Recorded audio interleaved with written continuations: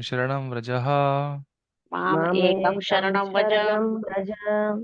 अहं त्वां सर्वपापेभ्यो अहं अहं त्वां त्वां सर्वपापेभ्यो सर्वपापेभ्यो मोक्षयिष्यामि मा शुचः। मोक्षयिष्यामि मा मोक्षयिष्यामि शुच। मा शुचः।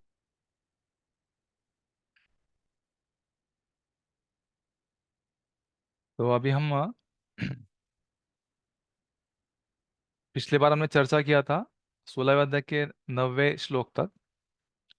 तो हम देखते हैं कि जो आसुरगण है या जो आसुरी स्वभाव के लोग हैं, तो वो आसुरी विचार प्रकट करते हैं कि भगवान नहीं है, जो कुछ भी है सब मेरे दम से ही हो रहा है। और इस तरह से वो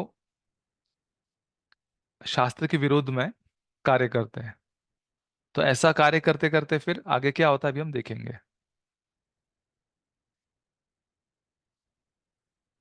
तो ये 16वां अध्याय का 10वां श्लोक हम उच्चारण करेंगे। कामम आश्रित दुष्पूरम काम अमाश्रितं दुष्पुरं दम्भमान मदान्विताः दम्भमानं मदान्विताः मोहात् गृहीत्वा असद्ग्रहान् मोहात् गृहीत्वा असद्ग्राहा प्रवर्तन्ते अशुचि व्रताः। प्रवर्तन्ते असुचित्रताः। हाँ माता जी, इसका अनुवाद आप पढ़िए। जरा बड़ा कीजिए, बड़ा थोड़ा सा हाँ यस, फॉन्ट। मैं दूसरा आपको शेयर करता हूँ, एक मिनट। हाँ हाँ, प्रस्ताव है।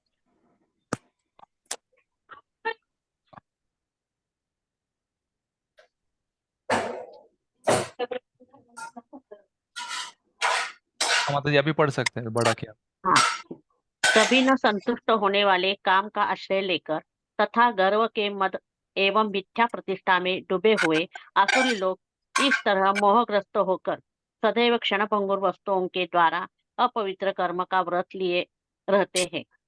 हरे आ- कृष्ण। हाँ अभी आगे तात्पर्य पढ़ लीजिए। तात्पर्य पढ़ू। हाँ, हाँ यहाँ पर यहाँ पर आसुरी मनोवृत्ति का वर्णन हुआ है।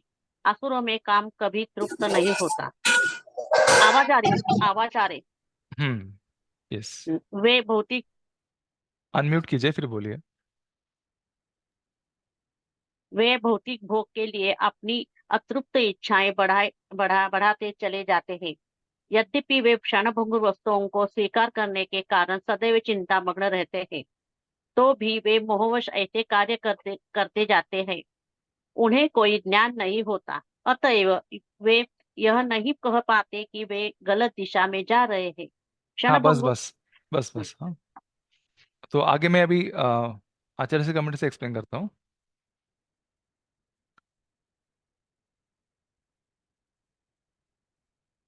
जी नोट्स। तो अभी यहाँ पर हमने देखा कि जो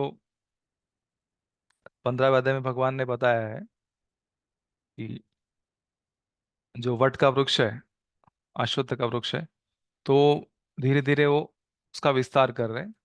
तो यहाँ पर भगवान ने हमें वर्णन किया है कि किस तरह से अ, जो दैवी प्रकृति के लोग होते हैं उनके 26 गुण बताए, और फिर आसुरी प्रवृत्ति के जो है उनके 6 गुण बताए, और प्लस 26 गुण जो दैवी के विरोध में है। तो यहाँ पर अभी आसुरी लोग किस तरह से वो मतलब कंडक्ट या उन वर्ताव करते हुए बताया है। तो यहाँ पर कहा गया है कि जो आसुर लोग होते हैं या आसुरी वृत्ति के लोग, तो उनका कभी भी जो है इच्छा पूरा नहीं होता। तो इसलिए उनका काम कभी खत्म नहीं होता, तो इसलिए उस काम या उनकी इच्छा को पूरा करने के लिए वो कार्य करते हैं। और इनकी जो इच्छा होती है, तो ये आध्यात्मिक नहीं होती, भौतिक इच्छा होती है। तो इसलिए वो उस भौतिक इच्छाएं ने जो क्षणभंगुर चीजें हैं, जैसे कि पैसा हो गया या प्रॉपर्टी हो गया या स्त्री हो गई, तो इनके पीछे ये दौड़ते रहते हैं। तो इस तरह से वो बर्ताव करते हैं। तो प्रभुपाद जी कहते हैं कि अभी इनकी जो इच्छा है, तो उसको पूरा करने के लिए वो कुछ भी करेंगे। तो इसलिए वो, तो शास्त्र में नहीं बताया, जैसे शास्त्र में बताया कि भगवान कृष्ण परम पुरुषोत्तम भगवान है, तो लेकिन उनको नहीं मानेंगे वो। तो तथाकथित जो देवता है उनको मानेंगे, या खुद अपने देवता बनाएंगे, खुद अपने मंत्र बनाएंगे। और खुद अपनी एक मंत्र की विधि बनाएंगे। तो ऐसी विधि जिससे पूरा आध्यात्मिक जीवन का सत्यानाश हो जाएगा। और उनके नियम ऐसे विधि विधान के होते हैं जिसको बहुत मुश्किल है रोक पाना, तो इसलिए असत ग्रहण। तो ग्रह का अर्थ होता है कि जो मगरमच्छ होता है। तो जैसे मगरमच्छ होता है तो उसको रोक पाना बहुत ही मुश्किल होता है। तो वैसे ही ये जो असत ग्रह वाले जो लोग हैं, यानी जो इनके जो विचार है, तो ऐसे है कि उनको रोक पाना बहुत मुश्किल है। तो इसलिए असत ग्रहण, तो इन सब का ये आधार लेते हैं। फिर आगे बताया गया है, फिर उनके जो व्रत लेते हैं वो बहुत ही अशुद्ध होते हैं। तो उनके व्रत कौन कौन से होते हैं? तो जैसे हम सब भक्त लोग व्रत क्या लेते हैं कि हमें भगवान का नाम जप करना है, हमें संकीर्तन करना है, हमें भागवत गीता पढ़नी है। तो ऐसे व्रत कौन करते हैं? जो साधु स्वभाव के लोग हैं। लेकिन जो आसुरी स्वभाव के लोग वो कैसे व्रत लेते हैं, ऐसा प्रभुपाद जी कह रहे हैं कि मांसाहार करना, नशापान करना, या जो मुर्दा घर है उसमें जाना, लाशों को देखना, इस तरह से। तो ये इनका स्वभाव बन जाता है। और इसके साथ साथ इतने सारे गलत कार्य वो कर रहे हैं, लेकिन वो ऐसा दिखावा करेंगे कि मैं कितना धार्मिक कार्य कर रहा हूँ, मैं कितना धार्मिक व्यक्ति हूँ, इस तरह से। और हर जगह वो ऐसा शो ऑफ करेंगे, ऐसा दिखावा करेंगे और अपेक्षा करेंगे लोगों से कि उनका सम्मान करना चाहिए।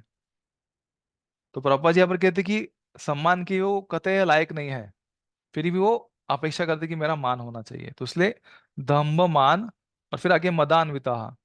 तो मदान्विता में, एक मिनट आपको स्क्रीन शेयर करता हूँ तो आपको उसका समझ में आएगा।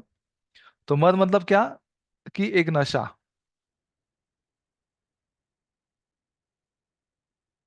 तो कौन सा नशा? तो अपने ताकत का नशा, अपने प्राप्ति का जो नशा, तो वो शायद। तो दंभ मान मदान्विता, ये हम पहले लाइन में देखेंगे यहाँ पर। तो उनको मद होता है या अहंकार होता है। तो हम जैसे देखते हैं कि हम जब शराब पीते हैं तो हम, शराब हमारे पर चढ़ जाती है। तो वैसे ही ये जो नशा होता है उनको, वो हो जाता है। लेकिन किसका नशा? कि हम कितने उच्च व्यक्ति है। तो वास्तव में उच्च व्यक्ति नहीं है, लेकिन उनको ऐसा भ्रम हो गया है। तो ऐसे ही इनकी वृत्ति होती है। तो फिर प्रभुपाद जी कहते हैं कि ऐसे सब व्रत लेने के कारण क्या होता है कि उनकी जो उत्तेजना होती है, उनकी जो चिंता होती है, वो बढ़ती जाती है, बढ़ती जाती है, बढ़ती जाती है। और उसके कारण वो मोह में पड़ जाते हैं। फिर आगे, इसलिए उसमें क्या कि मोह जाल, तो मोह जाल में फंस जाते हो। तो इसलिए उनको पता नहीं चला कि वो सही दिशा में जा रहे हैं या गलत दिशा में जा रहे हैं। तो इस तरह से ये जो है आसुरी लोग बन जाते हैं। तो प्रभुपाद जी तात्पर्य में कहते हैं कि ये जो आसुर लोग हैं, ये दो चीजों से आकर्षित हो जाते हैं।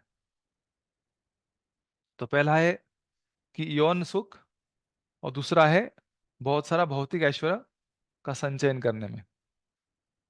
तो इसके लिए वो कुछ भी करेंगे और वेदों के विरोध में कार्य करेंगे। तो प्रभुपाद जी कहते हैं कि ये सब कार्य करके वो सब लोग नरक में जा रहे हैं, नरक की तरफ जा रहे हैं। लेकिन वो खुद को ऐसा बचाएंगे कि हम कितने बड़े हैं, हम कितने एडवांस्ड हैं। तो इसलिए फिर ये आगे और क्या क्या करेंगे, 11वें और 12वें श्लोक में बताया गया है। तो हम उसका उच्चारण करेंगे।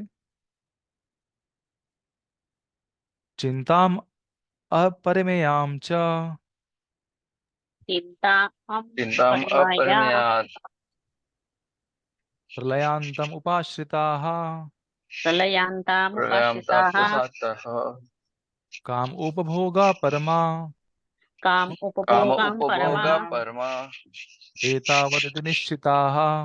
एतावती एतावदि निश्चिता। निश्चिताः। हाँ, कुणाल प्रजा आप पढ़ सकते हैं अनुवाद।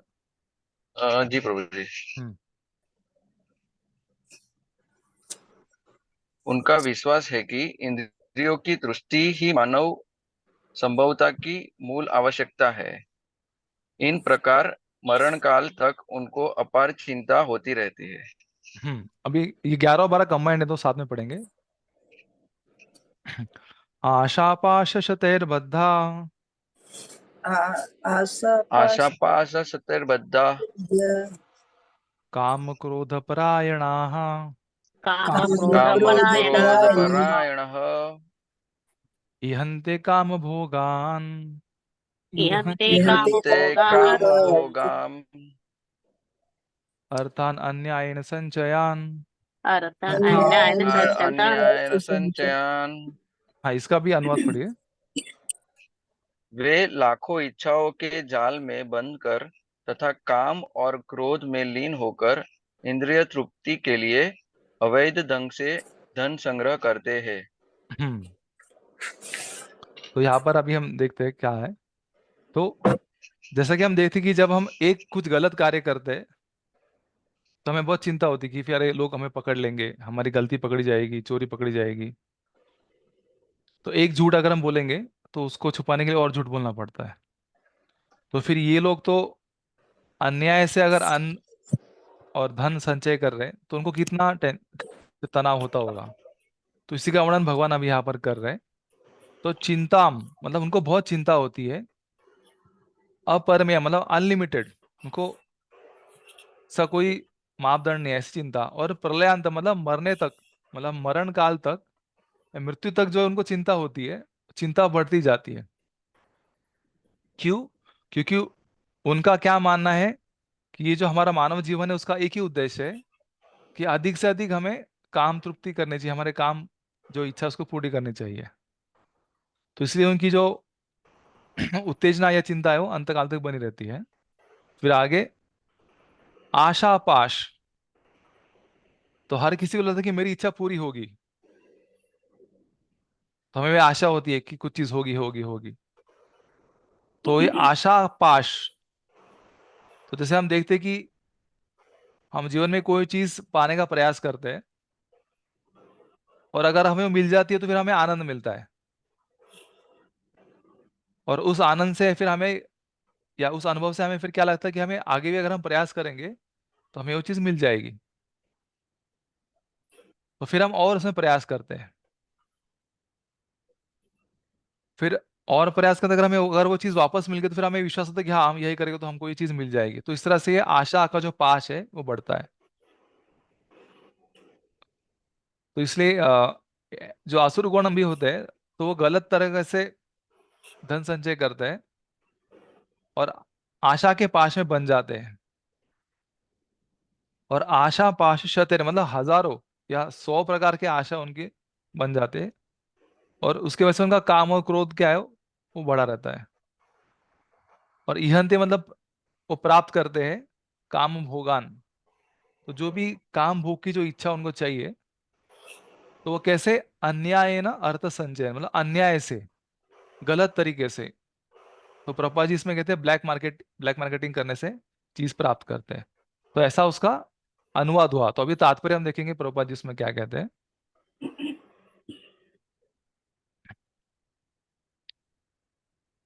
तो यहाँ पर अभी बहुत विस्तार से प्रभुपाद ने वर्णन किया है।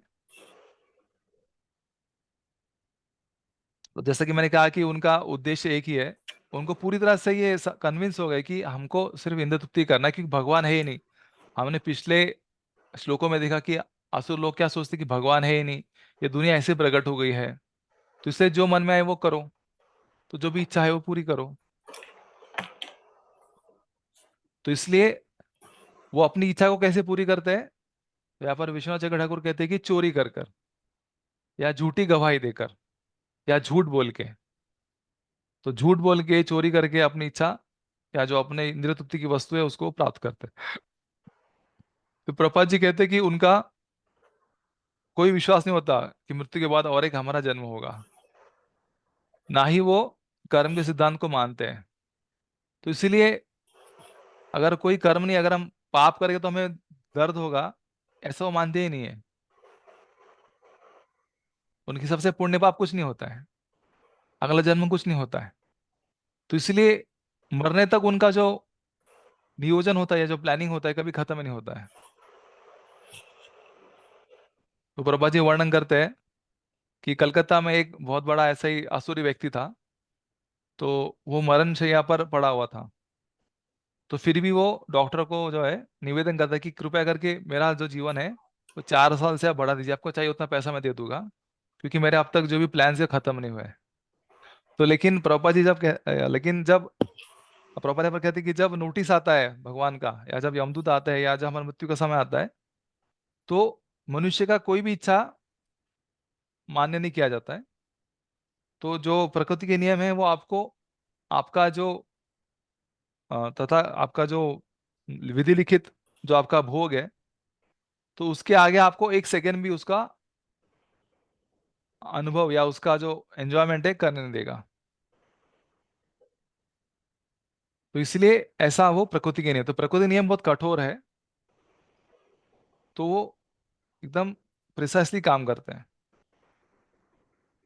तो इसलिए जो आसुर व्यक्ति है जिसको भगवान में कोई विश्वास ही नहीं है, तो वो सब प्रकार के जो है पापमय कृत्य करता है केवल अपनी इंद्रिय तृप्ति के लिए, और वो भगवान को नहीं मानता, परमात्मा को नहीं मानता। इसलिए वो ये भी नहीं मानता कि कोई साक्षी है। तो जो भी हम कार्य करते हैं तो उसके 13 साक्षी है, अगर आपने पढ़ा होगा तो भागवतम में इसका वर्णन किया हुआ है। तो सबसे पहला साक्षी है परमात्मा, जो सब देखते हैं। फिर उसके बाद यमराज, फिर सूर्य, फिर चंद्र, फिर अग्नि, फिर ये सब तो बाहर है, लेकिन अंदर मेरे क्या चल रहा है वो कौन देखेगा। तो उसके लिए वायु भी है साक्षी। फिर सभी देवी देवताएं वो भी साक्षी है। फिर 10 दिशाएं जो है वो भी साक्षी है। फिर भगवान शंकर जो है वो भी साक्षी है। तो इस तरह से इतने सारे साक्षी है जो सब हमारे चीजों, जो भी हम कार्य करें उसको देखते हैं और उसको नोट करते हैं। तो लेकिन ये जो असुर है उसको, उस पर कोई विश्वास नहीं होता। उसको लगता है कि मैं सबको ठग सकता हूँ, और भगवान कुछ नहीं है नहीं करे, इसलिए वो प्राप्त कार्य करते जाता है। तो प्रपात फिर आगे वर्णन करते हैं कि आ, वो जो व्यक्ति है कोई भी परिणाम की चिंता किए बिना, परवाह किए बिना वो पाप किए जाता है, किए जाता है, किए जाता है, और उसका कोई अंत नहीं है। तो लेकिन ये जो आशा पाश है, यानी जो ये पाश मतलब एक फंदा या डोरी होती है, जैसे डोरी होती है उसको बांधते हैं। तो ये जो आशा पाश है, यही उसको नरक में लेके उसकी हत्या करेगा, ये वो जानता नहीं है, ऐसा गुरुजन प्रभु कहते हैं। तो इस तरह से वो जो असुर है वो ऐसे कार्य करता है। तो आगे अभी अगले श्लोक में हम देखेंगे कि जब ये असुर ऐसे सब कार्य करता है और अन्याय से जब वो अर्थ संचय करता है और उसमें वो सफल हो जाता है, तो फिर वो क्या सोचता है, तभी हम उसका उच्चारण करेंगे।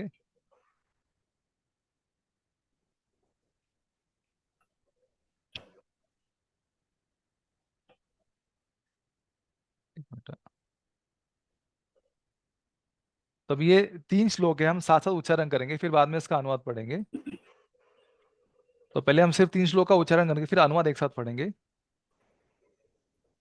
तो मेरे पास हाथ बोलिए।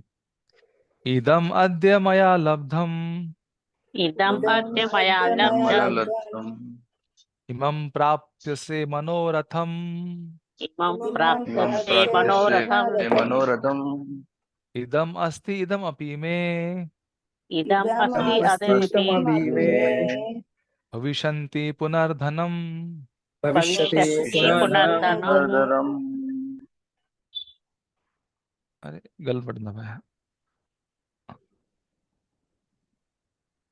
असो मया हत शत्रुर असो ससो मया मया हतः मया हतः हतः शत्रुः शत्रुः हन्निशे चापरान् अपि, तन्निश्च अनिशेषापरानपि चापरानपि ईश्वरो अहम अहम भोगी, ईश्वरो ईश्वरो ईश्वरो अहम् अहम् अहम् अहं अहं भोगी, भोगी भोगी सिद्धो अहम बलवान सुखी, सिद्धो सिद्धो अहम् तो अहम् बलवान् अहं सुखी बलवान् सुखी, सुखी आढ्यो अभिजानवान अस्मि, आढ्यो आढ्यो अभिजानन् अस्मि अभिजानवस्मि अभिजानमस्मि।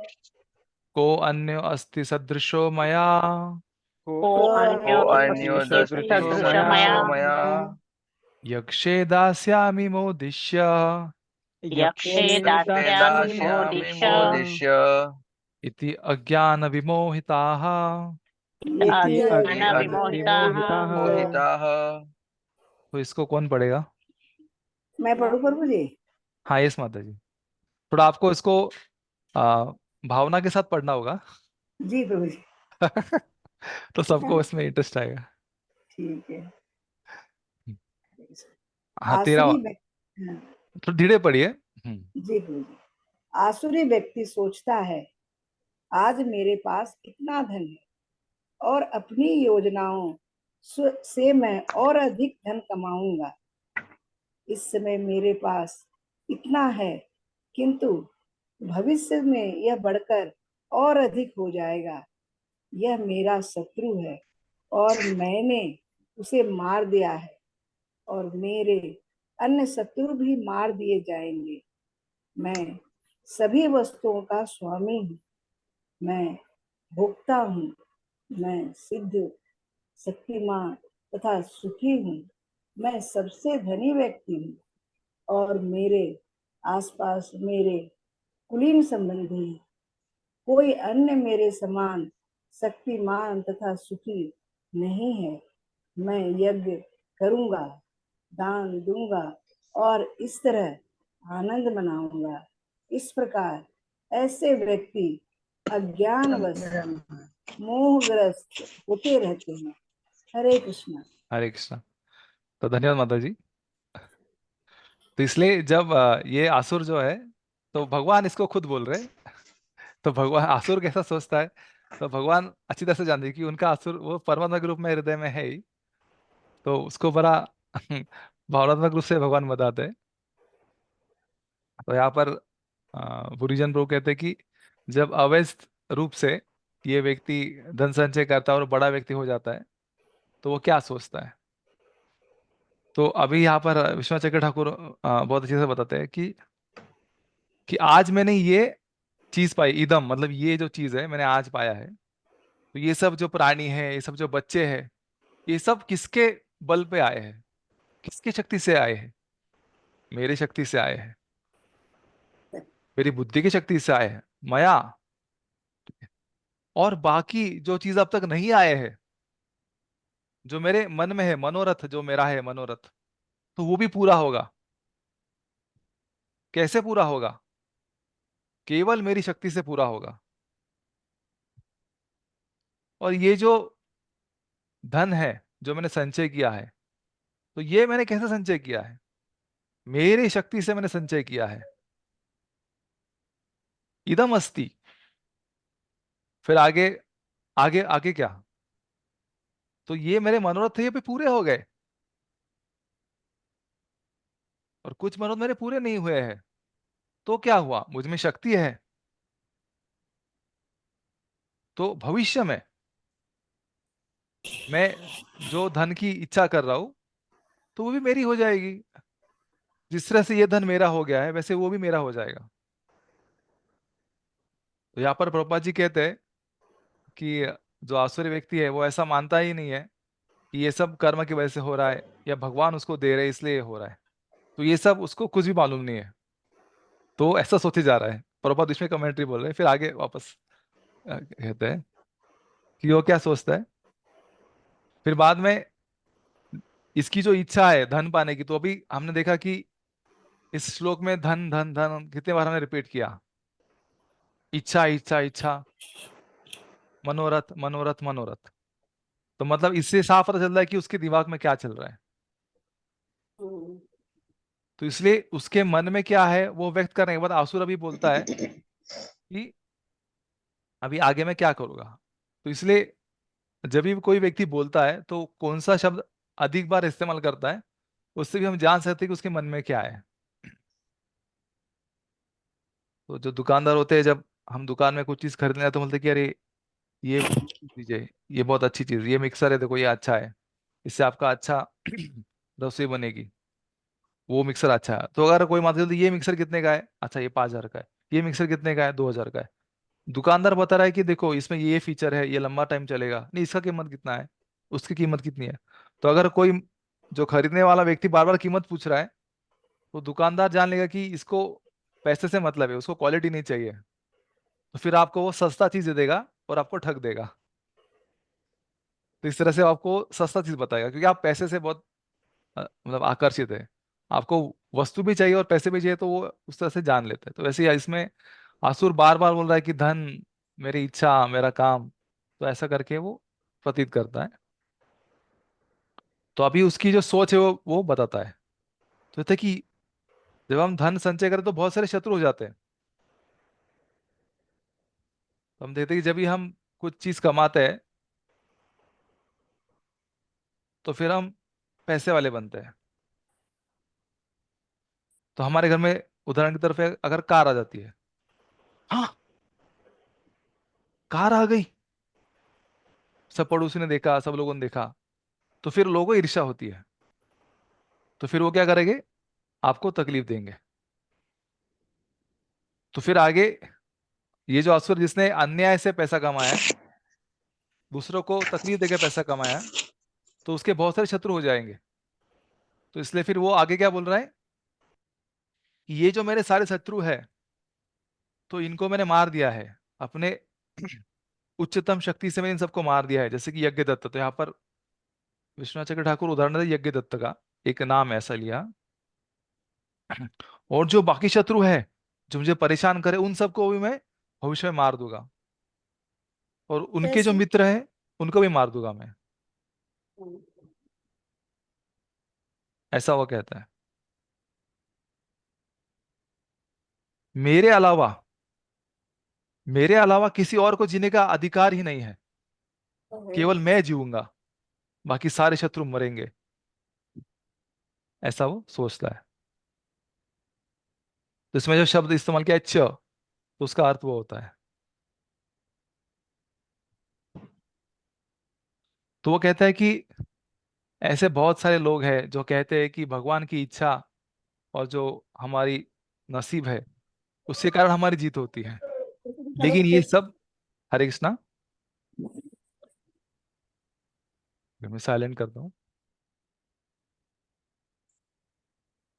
तो कोई लोग ऐसा, तो फिर उनको कहेगा अरे ये जो आपके, तो फिर उनको पड़ोसी लोग कहेगा अरे आपका जो ये यश है, आपका जो धन है, ये सब आपको भगवान से प्राप्त हुआ है, आपके सौभाग्य से आपको प्राप्त हुआ है। तो फिर वो असुर तुरंत गुस्सा हो जाएगा, सौभाग्य, भगवान। तो कहते हैं कि भगवान होता ही नहीं है। अगर कोई भगवान है जो स्वतंत्र है, तो वो मैं ही हूं, मैं ही ये सब देता हूं। तो भोग सिद्ध, तो अहम सिद्ध अहम भोगी, सिद्धो हम बलवान सुखी, तो वो जो शब्द है उसका अर्थ ऐसा होता है। तो मैं भोगता हूं, मैं सबसे परफेक्ट हूं, मैं सबसे शक्तिशाली हूं, और मैं सबसे सुखी हूं। इस तरह से वो कहता है। तो अगर कोई भगवान भी बनना चाहता है, तो उसे मुझे ही भगवान स्वीकार करना चाहिए, किसी और को नहीं। क्योंकि मेरे अलावा भगवान बनने लायक कोई है ही नहीं। कोई है क्या? ऐसा वो सोचता है। तो फिर यहाँ पर विश्वनाथ ठाकुर कहते हैं, तो लेकिन ऐसा जब वो असुर बोलता है, तो पड़ोसी वाले लोग कह रहे हैं, या हमको भी दिख रहा है कि आपके जैसे बहुत सारे लोग हैं जो आपके समान ऐश्वर्य वाले हैं, या आपके समान परिवार वाले हैं, आप ही क्यों भगवान होने चाहिए? तो उसके प्रत्युत्तर में वो कहता है कि आढ़्य अभिजान अस्वी, तो मैं भी पैसे वाला हूँ। अभिजान मतलब मेरे भी खानदानी, मैं भी खानदानी व्यक्ति हूँ, और मेरे समान कोई भी नहीं है। फिर आगे, यक्षे दास्यामी मोदिशे, तो मैं भगवान हूं, तो सबसे जो सुंदर चीज है, सबसे जो सुंदर स्त्री है, वो मुझे ही अर्पण होनी चाहिए। इसलिए जो भी अप्सराएं हैं, तो सभी अप्सराओं का मैं संग करूंगा, और मैं उनके साथ संग करूंगा, और उनको मैं दासी बनाऊंगा, और मेरी सेवा में लगाऊंगा। और उनके साथ मैं अनंत काल तक मोदिश यानी एंजॉयमेंट करूंगा, ऐसा वो सोचता है, क्योंकि मैं ही तो भगवान हूं। और कैसे? तो मैं यज्ञ करूंगा, दान दूंगा, जो भी लोग मेरे अधीन है उनको मदद करूंगा, और इस तरह से जो है मैं जीवन सुखमय बिताऊंगा। तो इस तरह से जो है अज्ञान में जो असुर लोग हैं, तो ऐसा कथन कर कर वो नरक में जाते हैं। तो इसलिए प्रभुपाद उनके तात्पर्य में कहते हैं कि जो भी वो हासिल करते हैं, तो वो उनका यही मानना है कि अपने व्यक्तिगत परिश्रम से उन्होंने ये प्राप्त किया है। तो लेकिन उनका जो वास्तविक वो क्या हासिल करते हैं, तो वो अगले श्लोक में बताया हुआ है। तो अभी हम 16वां श्लोक पढ़ेंगे।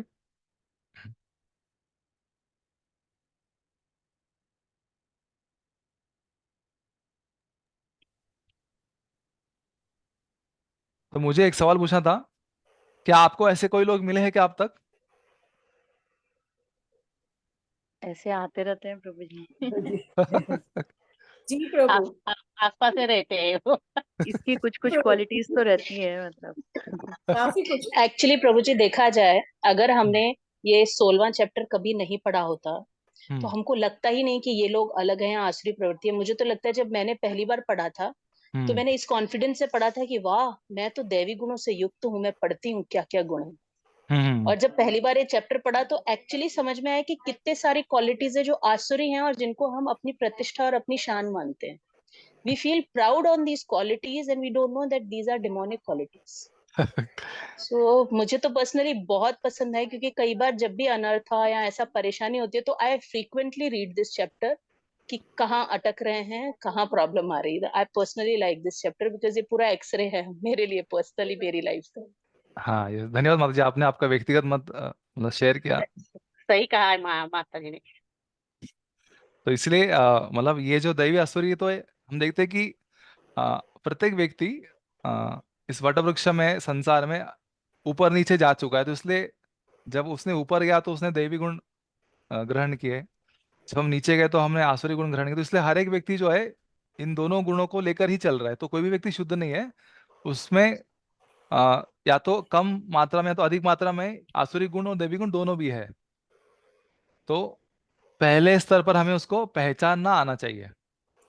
पर प्रभु जी हमारे में आसुरी प्रवृत्ति ज्यादा है, तो सब मैं अपना तो जरूर कह रही हूँ। पर माता जी पता है क्या, शिल प्रभुपाद का मैजिक है, उन्होंने हमको बताया है दैवी प्रकृति क्या होती है। शायद इस जन्म में हम समझेंगे और फिर ट्राई करेंगे तो अगले जन्म में हम भी स्वतः लेकर आ सकते हैं, कोशिश करते करते। हाँ एटलीस्ट हाँ। पता तो चला ये कितना क्लैरिटी है इस चीज में ना, मतलब बहुत हाँ अच्छा है ये, समझ में तो आ रहा है। और फिर कभी कोई ऐसा व्यक्ति मिलता है ना प्रभु जी, तो हमको ये समझने में आता है कि उससे कितनी बात करनी है। क्योंकि जब हाँ। समझ में आ रहा है मेंटेलिटी ऐसा है, तो फिर इतना ज्यादा बहस करने का मुद्दा ही नहीं होता उनसे। फिर हम्म। समझ में आता है कि वो कहाँ जा रही है उनकी सोच। यस। तो इसलिए ये जो 16वां अध्याय है, तो इसमें हमें क्या है कि प्रीचिंग एप्लीकेशन या प्रचार हेतु जो आपको सहायता चाहिए इसमें मिल जाएगी। तो आपको तुरंत जब आप प्रचार करेंगे, बुक वितरण करेंगे, तो जब कोई व्यक्ति से आप बात करेंगे और ऐसा अगर आपसे वर्तन कर रहा है, तो आपको तुरंत समझे कि इसका जो आसुरी स्वभाव बहुत ज्यादा है, तो इसको हमें प्रणाम करके निकल जाना चाहिए। और जब कोई व्यक्ति दैवी प्रकृति का है, तो फिर हमें उसे और बात करके उसे और मतलब हमें उसे और समय देना चाहिए, क्योंकि हमारे पास समय बहुत कम है और हमारी शक्ति भी बहुत कम है। तो इसलिए हमको हमारी शक्ति अनुसार, हमारे समय अनुसार और उस व्यक्ति के अनुसार प्रचार करने में ये बहुत हमें मदद करेगा। और साथ साथ हमें खुद को भी पहचानने में मदद करेगा कि हमारा स्तर कहाँ जा रहा है करके, और कितना गहराई तक ये जा चुका है। तो अभी इसके आगे भगवान और उसकी गहराई बताएंगे कि फिर अगर इसी तरह से अगर उनकी जो गाड़ी जाती रही असुर व्यक्ति की, तो फिर वो कहाँ जाएगा। तो इस संदर्भ में मुझे एक्चुअली और एक चीज बताना था, कि ये जो आसुरी स्वभाव ना कैसे बना, या दैवी स्वभाव कैसे बना, या कैसे बदलता है। तो आ, प्रभुपाद के शिष्या है सुखावा माता जी करके। तो उन्होंने एक बुक लिखा है रिवीलिंग द हार्ट करके, और दूसरा भी है, उसका नाम मुझे याद नहीं आ रहा है। तो उसमें उन्होंने बताया कि किस तरह से जो हमारा मन है या मनोविज्ञान का ये भाग है, कि किस तरह से हमारा स्वभाव बन जाता है। तो जैसे उसमें बताया गया है कि अगर आप घर में हैं और आपको कोई कोई चीज पसंद नहीं है, जैसे कि हम देखते हैं कि एक उदाहरण सादा उदाहरण, जैसे कि कोई आपके घर में व्यक्ति है जो दरवाजा धाड़ करके बंद कर देता है, तो आपको बहुत बुरा लगता है पहली बार। तो फिर आप सोचते हैं ठीक है, एक बार बंद किया तो आप उसको सहन करें, आपको थोड़ा इरिटेट हुआ, फर्स्ट लेवल इरिटेशन है, तो आप उसको सहन किया और छोड़ दिए। फिर वापस उसने फिर दूसरे दिन भी वो धाड़ धाड़ धाड़ किया, तो फिर आपको थोड़ा बुरा लगा और आपको थोड़ा गुस्सा आया। तो आपने उनको बोला कि अरे दरवाजा है, आप कृपया करके धीरे से बंद कीजिए क्योंकि इससे हम डिस्टर्ब होता है। तो वो बोला हाँ ठीक है मैं करता हूँ करके, फिर वापस चौथे दिन पांचवें दिन वापस धाड़ धाड़ धाड़ और जोर कर रहा है। तो इस तरह से आप जो है आ, अनुभव करें। एक मिनट ना, मेरा बैठ। तो फिर आप उसको अनुभव कर रहे हैं, फिर और ऐसा 1 महीना आप उसके साथ रहेंगे तो आपको और फिर गुस्सा बढ़ जाएगा। फिर और आप 3 महीने रहेंगे वो ऐसे व्यक्ति के साथ और हमेशा वो उसका दरवाजा बंद करना चालू रखेगा जोर जोर से, तो फिर आपको क्रोध की जगह भी उसके प्रति आपको हेट्रेड आएगा, हेट्रेड या घृणा आएगी या द्वेष आएगा। फिर और कर रहेगा तो फिर आप उसको पिटाई करेंगे, और फिर भी अगर वो नहीं गया, आपको जबरदस्ती उसमें रखा, तो फिर आप उसका खून कर देंगे या कुछ हिंसा कर देंगे। तो इस तरह से धीरे धीरे हम जो हमारा समस्या है उसको हम अगर उसका हम समाधान नहीं करेंगे तो धीरे धीरे वो बढ़ते बढ़ते फिर उस स्तर तक होता है कि वो व्यक्ति खून कर देता है, हत्या कर देता है, इस तरह से।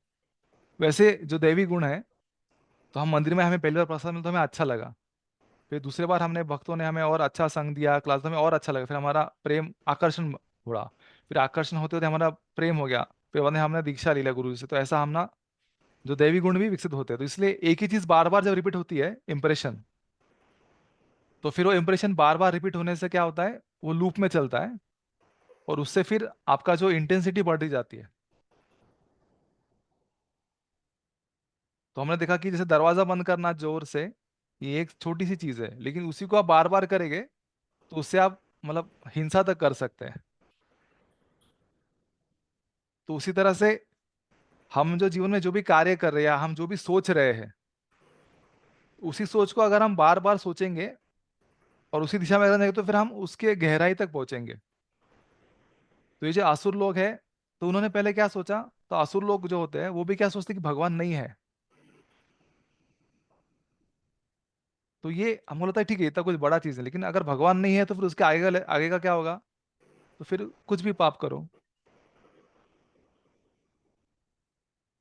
तो वो कुछ भी पाप करता है लेकिन उसका रिएक्शन उसको तुरंत नहीं मिलता है, फिर वो और करता है, फिर और करता है, फिर उससे आनंद मिलता है और करता है और होता है। इस तरह से उसका वो जो वृत्ति बढ़ते जाता है, बढ़ते जाता है, द्वेष बढ़ते जाता है, और फिर वो धीरे धीरे नरक में जाता है। उसी का वर्णन भी भगवान यहाँ पर कह रहे हैं।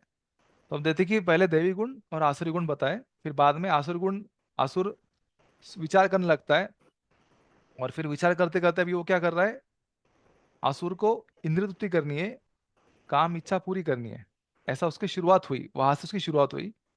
फिर धीरे धीरे काम इच्छा इतनी बढ़ने लगी कि अभी वो अन्याय या ब्लैक मार्केट या गलत तरीकों से अभी उसका भोग पूरा कर रहा है, और वो पूरा करके अभी और वो आगे क्या कर रहा है, और ज्यादा पाप कर रहा है, और ज्यादा पाप कर रहा है, फिर और उसकी इच्छा बढ़ी, फिर और पाप कर रहा है, इस तरह से वो नीचे नीचे जा रहा है। तो इसका वर्णन भगवान अभी इसमें कर रहे हैं। तो फिर अभी उसका अंत क्या है, अभी इस श्लोक में भगवान बताएंगे। तो मेरे साथ उच्चारण कीजिए। अनेक चित्त विभ्रांता अनेक अनेक चित्त चित्त विभ्रांतः विभ्रांता मोहजाल समावृता मोहजाल जाल समावृताः समावृताः प्रसक्ता काम भोगेशु प्रसक्ता प्रसक्ताः कामभोगेषु कामभोगेषु पतन्ति नरके अशुचौ। पतन्ति पतन्ति नरके नरके अश्रुतः। अशुचौ। हम नंदरानी यशोदा माता जी आप पढ़ सकते हैं। जी प्रभु जी। इस प्रकार अनेक चिंताओं से उद्विग्न होकर तथा मुझे स्क्रीन शिफ्ट नहीं हो रहा, एक मिनट हाँ। मोह जाल अब में बंद कर वे इंद्रिय भोग का अत्यधिक आसक्त हो जाते आसक्त हैं, हो जाते हैं और नरक में गिर जाते हैं। हाँ नरक में गिर जाते हैं। ठीक है, मैं नेक्स्ट दूसरा वाला यूज करता हूँ। तो अभी आगे हम देखेंगे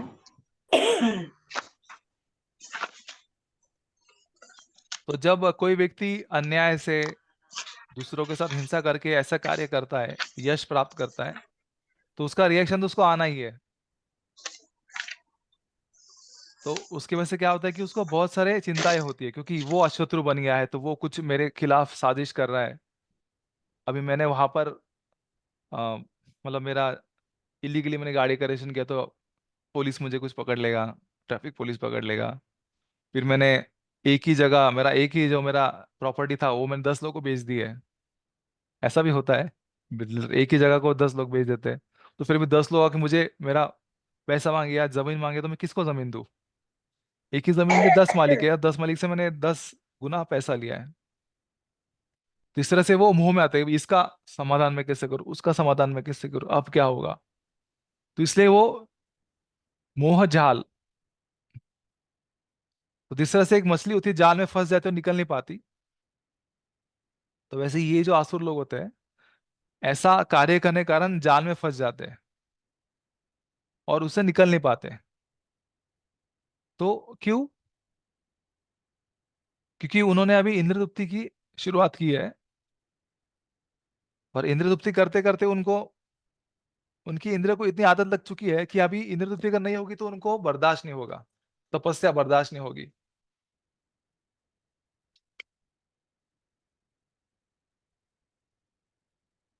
तो इसलिए वो अभी इंद्रदुप्ति करने के लिए मरने के लिए भी तैयार है, लेकिन इंद्रदुप्ति करेगी ही। तो कुछ भी हो जाए, मुझे जो चाहिए मैं वो करूंगा ही, कैसे भी हो। तो इसलिए प्रभुपाद फिर आगे कहते हैं किस तरह से वो ऐसा करता है। तो प्रभुपाद कहते हैं कि कोई भी पाप करने से वो डरता नहीं है। तो यहाँ पर प्रभुपाद कहते हैं कि ब्लैक मार्केटिंग करता है, इलीगल काम करता है। तो फिर उसके बाद जो भी धन है, उसको जो जमीन है, जिसका परिवार है, उसका घर है, बैंक बैलेंस है, तो इन सब से वो बहुत ही आसक्त हो जाता है और उसको और बढ़ाने का प्रयास करता है। तो ऑलरेडी पाप हो चुका है, पाप करके थोड़ा उसे मिल गया, लेकिन उससे वो समाधान नहीं है, समाधान ही नहीं है, उसको और उसको बढ़ाना है। तो कोई भी चीज को अगर बढ़ाना हो तो और उसको खर्चा करना पड़ता है, और उसको मेहनत करनी पड़ती है। और उसमें वो किसी की मदद भी नहीं लेता, उसको लगता है कि मैं खुद के मदद से ही या खुद की शक्ति से ही मैं ये सब कर सकता हूँ। और उसको बिल्कुल भी ये विश्वास नहीं है कि उसके जो पूर्व जन्म के संचित कर्म है उसकी वजह से उसको मिल रहा है। तो ऐसा ही वो आगे चल जाता है, और धीरे धीरे क्या होता है, तो वो जो कर्म का सिद्धांत है उसको पकड़ लेता है। फिर प्रभुपाद आगे कहते हैं कि अभी ऐसे सब कार्य करने में उसने बहुत सारे शत्रु बना लिए हैं। तो शत्रु तो है, लेकिन इंद्र तृप्ति भी करनी है। तो इसलिए उसकी इंद्र तृप्ति में जो भी बाधा डालता है, तो उससे वो द्वेष करता है, उसको वो हत्या करने का प्रयास करता है। तो इसलिए यहाँ पर प्रभुपाद जी कहते हैं कि जो भी आसुरी लोग हैं, तो वो एक दूसरे से भी शत्रुता करते हैं, वो एक दूसरे के भी शत्रु होते हैं। तो ये भी बहुत बड़ा एक अंतर है। तो हम देखते हैं कि जो दैवीय प्रकृति के जो लोग हैं, तो उनका एक दूसरे में जमता है, उनकी दोस्ती हो सकती है। लेकिन जो आसुरी प्रवृत्ति के लोग हैं, तो उनका खुद का इंद्र तृप्ति करने का इतना इच्छा होता है, इसलिए उनका किसी के साथ बनता नहीं है। हर कोई अपने के लिए ही प्रयास करता है। तो इसलिए हर कोई दूसरा व्यक्ति जो है वो उसका शत्रु है। तो इसलिए अगर आपके इतने इतने अनगिनत अनगिनत शत्रु होंगे, तो फिर आप कैसे चैन से जी पाओगे। तो इसका उदाहरण हम देखते हैं समुद्र मंथन लीला में। जब समुद्र मंथन होता है, जब अमृत आता है, तो सभी देवता मिलकर एक जगह बैठ जाते हैं। लेकिन जो असुर लोग होते हैं वो उसको छीन लेते हैं, पहली बात तो मैं छीन कर भी अभी सब असुरों की एक पार्टी है। तो असुरों का लीडर जो है, अगर आदर्श ऐसा होता तो असुरों के जो लीडर है, तो वो जो कलश लेके हर एक को बांटता। लेकिन जो लीडर है वही सारा हथियाने का प्रयत्न करता है, तो फिर बाकी जो उनके फॉलोअर है वो भी उनको अपोज करते हैं। तो ऐसे सब असुर गण बहुत सारे समय तक उनके पास कलश होता है, लेकिन कोई भी पी नहीं पाता, क्योंकि हर एक बोलता है कि मैं ही सबसे महान हूँ, मैं ही भगवान हूँ, मुझे ही सब मिलना चाहिए, फिर ये अलग तो मुझे सब दो। तो इस तरह से उनका झगड़ा होता रहता है। तो इसलिए आप ये भी ध्यान रख सकते कि जो भी व्यक्ति आसुरी प्रवृत्ति के है, तो उनका किसी के साथ भी जमता नहीं है। हरे फिर कृष्ण आगे, प्रभु जी। हरे कृष्णा। प्रभु जी एक चीज पूछनी थी, जैसे इसमें तो एक्सट्रीम दिया है जो इस श्लोक में है कि भाई वो आ, खुद को भगवान मानते हैं या भगवान को भगवान नहीं मानते, इस तरीके से काफी खुद ही को शक्तिमान मानते हैं। तो ऐसे भी तो होते हैं जो कभी जो मतलब जो असुरी गुण होते हैं उनमें मतलब वो होते हैं, बट फिर भी कहीं ना कहीं हाँ भगवान होते हैं ऐसा वैसा, इतना थोड़ा बहुत मान लेते हैं, बहुत ज्यादा बुरा नहीं करेंगे किसी का, लेकिन आसुरी शक्तियां बहुत ज्यादा होती है उनमें वैसे। हाँ शायद मे बी वो जो होता है ना एक्सट्रीम कि भाई मर्डर करना ये वो उस तरह पे ना भी हो उतनी, लेकिन अल्टीमेटली क्या ये भी जा तो आसुरी शक्तियों की तरफ ही रह रहे हैं ना ऐसे लोग, यही कहा जाएगा ना, क्योंकि दैवीय गुण तो कम हो रहे हैं या कम है या उनकी किसी से बनती नहीं है, तो उसमें भी तो आसुरी शक्तियां प्रबल ही है और शायद वो टुवर्ड्स आसुरी शक्ति ही जा रहा है। हाँ, यस माता जी, धन्यवाद। तो आपने जो सवाल पूछा है, तो एग्जैक्टली ही सवाल जो है अर्जुन 17वें अध्याय के पहले श्लोक में पूछते हैं। तो मैं आपको शॉर्ट में बताता हूँ कि एक प्रकार के लोग होते हैं दैवी लोग, दूसरे होते हैं आसुरी लोग। लेकिन जो लोग उसके बीच में हैं, जो थोड़े आसुरी है या ज्यादा आसुरी है, कम दैवी है, तो उनका क्या होता है, तो हम्म। वो सब वर्णन 17वें अध्याय में हम चर्चा करेंगे। तो इसलिए इसमें समझने की बात यही है कि जो जीवात्मा है उसने अलग अलग प्रकार से संग किया है, तो इसलिए उसके संग की मात्रा के अनुसार, उसकी संग की तीव्रता के अनुसार उसके गुण जो है वो आसुरी देवी ज्यादा, आसुरी कम, या आसुरी प्लस देवी, इस तरह से उसका कॉम्बिनेशन होते हैं। तो इस तरह से हमें उसे समझना चाहिए। ओके। हाँ, तो एक पूरी पर्सनैलिटी जो होती है वो सब तरह से होती है, तो उसमें कुछ गुण आसुरी होते हैं, कुछ दैवी होते हैं, तो इस तरह से। ठीक है माता जी। जी। जी प्रभु। तो अब आगे बढ़ते हैं।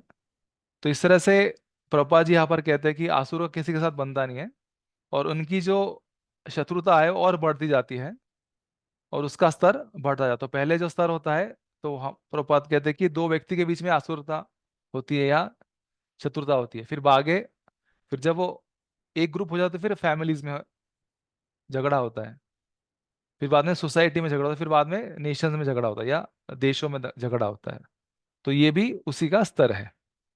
तो इसीलिए प्रभुपाद जी कहते हैं कि हर जगह युद्ध होता है, शत्रुता होती है, कोल्ड वॉर चलता है। तो ये सब क्यों होता है? क्योंकि आसुरी व्यक्ति ये सोचता है कि दूसरे लोग मेरे लिए ही तो, मतलब मैं दूसरे लोगों को मार कर या दूसरे लोगों के बलिदान के ऊपर मैं जी सकता हूँ। दूसरे लोग मतलब जो है वो मेरे लिए तो है, मेरे लिए तो वो बने हुए हैं, उनको तो मेरे लिए ही मरना है, इस तरह से। तो इसका उदाहरण हम भगवता में देख सकते हैं। तो दुर्योधन कहते हैं उनके गुरु द्रोणाचार्य की, मद अर्थे त्यक्त जीविता, कि मेरे लिए जान निछावर करने के लिए सब लोग आए हैं। तो ये भी दुर्योधन जो आसुरी व्यक्ति का होता है। तो इस तरह से।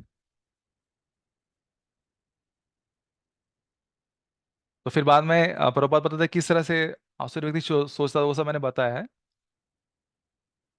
फिर बाद में उसको लगता है कि मैं खुद अपना यज्ञ करूंगा, अपने खुद जो ऊपरी लोक है, तो उसमें भी जाने के लिए मुझे कोई भगवान की आराधना करने की जरूरत नहीं है। तो प्रभुपाद यहाँ पर वर्णन करते हैं कि जो रावण था, तो उसने ऐसा प्रबंध करने का प्रयास किया कि किसी को भी यज्ञ या जप दाप दान करने की कोई आवश्यकता नहीं है, मैं ऐसी सीढ़ी बनाऊंगा कि उससे जल्दी जल्दी सीधा आप स्वर्गलोक तक जा सकते हैं।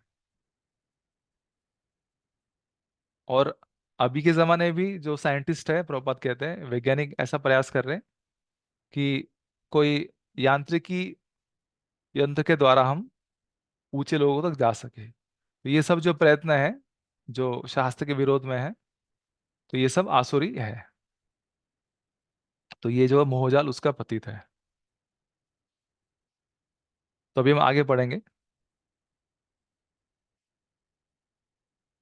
आत्मसंभाविता स्तब्धा, आत्म संभाविता संभाविता स्तब्धा, धनमान मदान्विता, तन्मान्मदापिताः पिताः यजन्ति नाम यज्ञस्ते यजन्ते नाम यजन्ते नाम यज्ञस्ते यज्ञस्ते दम्भेन विधिपूर्वकम्।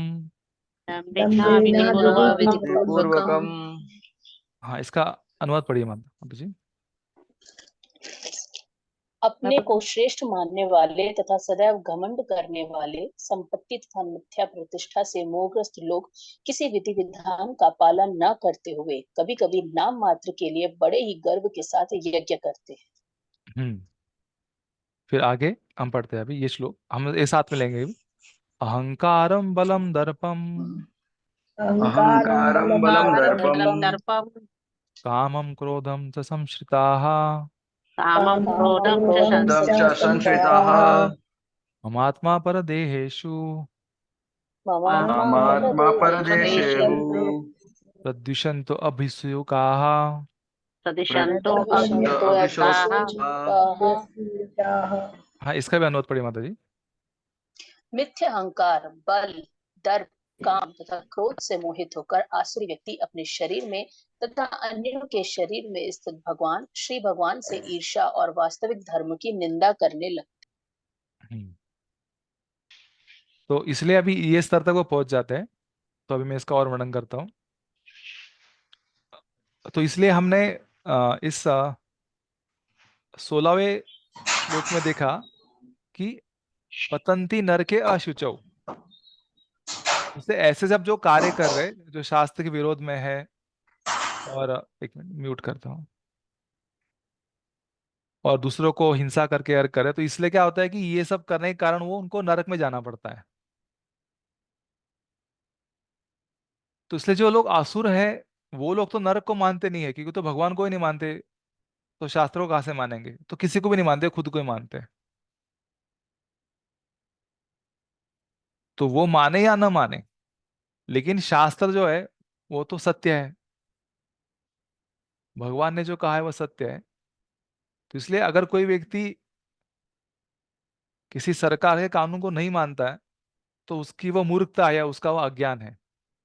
तो लेकिन अगर वो सरकार के नियमों का उल्लंघन करेगा तो उसको दंड मिलना ही है। जैसे अभी मैं भारत में हूँ, तो भारत में जो है लेफ्ट हैंड ड्राइव होता है, लेकिन अभी मैं अमेरिका में जाऊँ तो वहाँ पर राइट हैंड ड्राइव होता है। तो वहां पर मैं राइट हैंड ड्राइव की जगह लेफ्ट हैंड से चलाऊँ तो फिर मुझे दंड मिलेगा ही। तो नहीं नहीं, मैं तो नहीं मानता, मेरे देश में तो लेफ्ट हैंड ड्राइव है। तो ऐसा नहीं है, जो नियम है उसको आपको मानना ही होगा, उसको नहीं मानना तो आपको दंड मिलेगा। तो वैसे ही जो शास्त्र के नियम है, तो जो गलत कार्य करता है तो उसको नरक में जाना होता है। तो ये आपको मानना ही है, नहीं तो आपको, या आप मानो या नहीं मानो, आपको तो उसका परिणाम मिलने वाला है। तो इसलिए ये सब जो आसुरी लोग हैं ये नरक में जाते हैं। तो फिर कोई बोले कि नरक में ऐसा क्या प्रमाण है, या क्या करने से लोग नरक में जाते हैं? अभी भगवान कह रहे हैं ऐसा करने से वो नरक में जाते हैं, तो फिर नरक में जाने के लिए क्या करना चाहिए, या क्या करने से हम नरक से बचेंगे? तो ये हमारा सवाल उठता है। तो इसलिए इसका वर्णन करने के लिए हमको वापस भागवतम का आधार लेना होगा। तो श्रीमद् भागवतम के जो है, एक मिनट,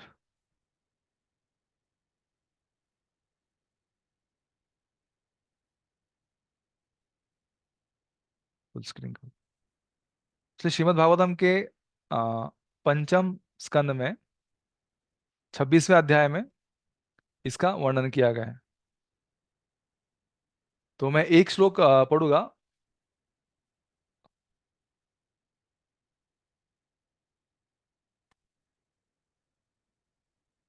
तो यहाँ पर मैंने उसका ये भी दिया है। तो माता जी इसको पढ़ सकती है, अनुवाद को आपको दिख रहा है क्या? ये पढ़ने योग्य है नंदा निमाशल? हाँ प्रभु जी। तो आप इसको पढ़िए अभी। स्क्रीन रोटेट कर देती हूँ। हाँ यस, एक सेकंड। जो व्यक्ति इस श्लोक में अथवा इस जीवन में अपनी संपत्ति पर अभिमान करता है, वह सदैव सोचता रहता है कि वह कितना धनी है और कोई उसकी बराबरी कर सकता है क्या। उसकी नजर टेढ़ी हो जाती है और वह सदैव भयभीत रहता है कि कोई उसकी संपत्ति न ले ले। वह अपने से बड़े लोगों पर आशंका करता है अपनी संपत्ति की हानि के विचार मात्र से उसका मुक्त का हृदय सूखने लगता है। अतः अगर सदैव अति अभागी दुष्ट मनुष्य की तरह लगता है, उससे वास्तविक सुख लाभ नहीं हो पाता। वह यह नहीं जानता कि चिंता मुक्त जीवन कैसा होता है। एक सेकंड, थोड़ा जूम कर देती हाँ, एक मिनट, मैं भी इधर से कर सकता हूँ। हम्म। हूँ। हाँ, अभी ठीक है। धन धन अर्जित करने, सॉरी प्रभु जी, वो आपका फेस वाला स्क्रीन है जो वो उस पे आ रहा है। एक मिनट, मैं इसको एज इट इज रखता हूँ। हाँ, भी पढ़िए। हाँ। धन अर्जित करने, उसको बढ़ाने तथा उसकी रक्षा करने के लिए वह जो पाप कर्म करता है, उसके कारण उसे सूचीमुख नामक नरक में रखा जाता है, जहाँ यमराज के दूत उसके सारे शरीर को दर्जियों की तरह धागे से सिल देते हैं। इसलिए अभी मैं अभी ये क्यों पढ़ रहा हूँ कि अभी हमने वर्णन देखा कि असुरी लोग क्या सोचते हैं, कैसे कर्म करते हैं। तो अभी हम श्रीमद् भागवतम के 5वें स्कंद के 26वें अध्याय में ऐसा वर्णन किया है कि कौन से पाप करने से क्या क्या आपको नरक में यातना भोगनी पड़ती है। तो हम इसको क्विकली एक बार पढ़ लेंगे, तो फिर हमें पता चलेगा कि कौन सा कार्य करने से क्या होता है, तो किस तरह से वो नरक में जाते हैं, हमें उसका अंदाजा आ जाएगा। तो मैंने आपको इसलिए बोला पड़ने आप फास्ट पढ़ दिए, तो इसलिए। तो इस तरह से ये नरक का द्वार है। नरक में कौन कौन जाता है, तो उसका एक वीडियो भी है, लेकिन अभी हम पढ़ने पर ध्यान देंगे।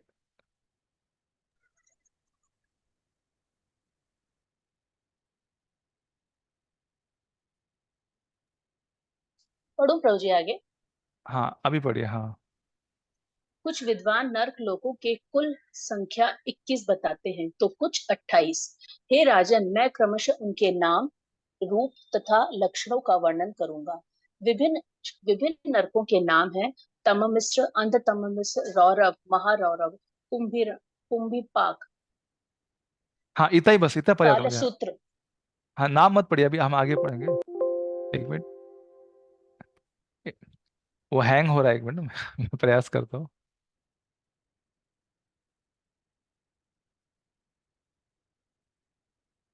अच्छा, वहां से वो स्क्रीन आया है? एक मिनट।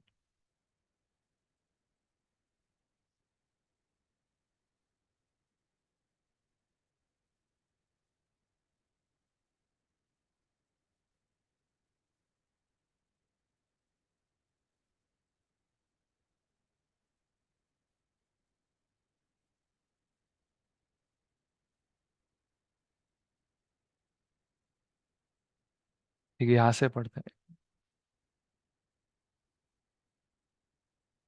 ये समझ लीजिए।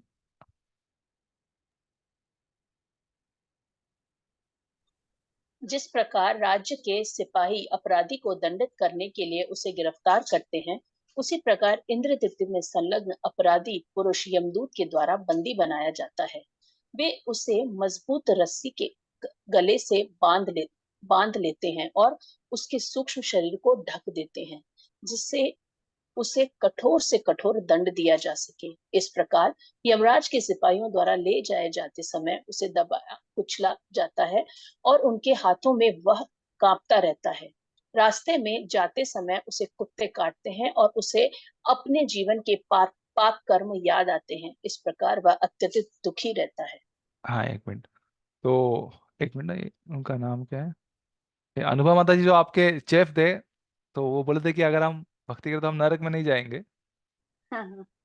तो लेकिन इसलिए नरक को जाने से पहले हमारे इसी जीवन में हमें याद दिलाने की कुत्ते काटते हैं। तो हम देखते हैं कि यहाँ पर भी जो पापी व्यक्ति है, उसको कुत्ते काटते हैं, उसका जी जी। पाप याद दिलाने के लिए। तो आपके फ्रेंड को भी उस कुत्ते ने काटा, तो ऐसा आप समझ सकते हैं। तो जो व्यक्ति ऐसा पाप करता है, उसको ऐसा याद दिलाया जाता है। ये भागवतम के तीसरे स्कंद के 30वें अध्याय में। हाँ, अभी आगे पढ़िए माता जी। नंदा जी, माता जी आप पढ़िए। इस चित्र में यमराज के धाम के मार्ग पर वह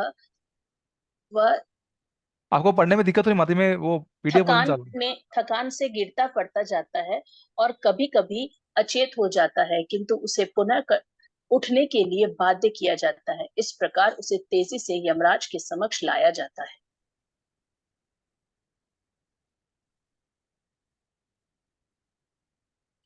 वहां उसे जलती लकड़ियों के बीच रख दिया जाता है और उसके अंगों में आग लगा दी जाती है। कभी कभी उसे अपना मांस स्वयं को खाने के लिए बाध्य किया जाता है।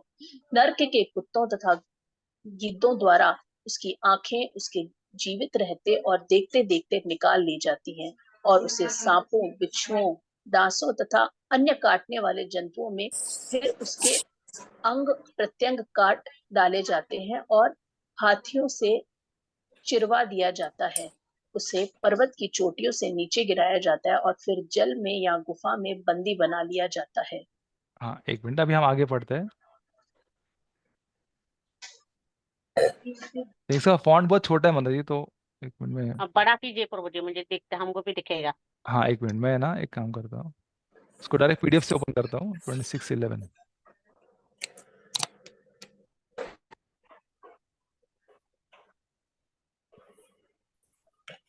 तो अभी हम सीधा जा रहे हैं 5वें स्कंद में, 26वें अध्याय में।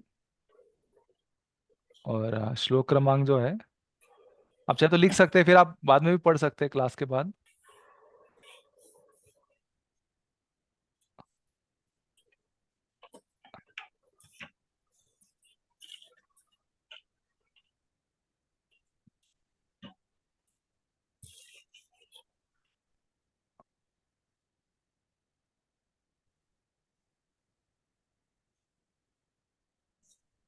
आई थिंक ये आपको इजी होगा पढ़ने के लिए। हाँ, यस प्रभु। इस जीवन में ईर्ष्यालु व्यक्ति अनेक जीवात्माओं के प्रति हिंसक कृत्य करता है। अतः मृत्यु के पश्चात यमराज द्वारा नर्क ले जाए जाने पर जो जीवात्माएं उसके द्वारा पीड़ित हो गई थी, वे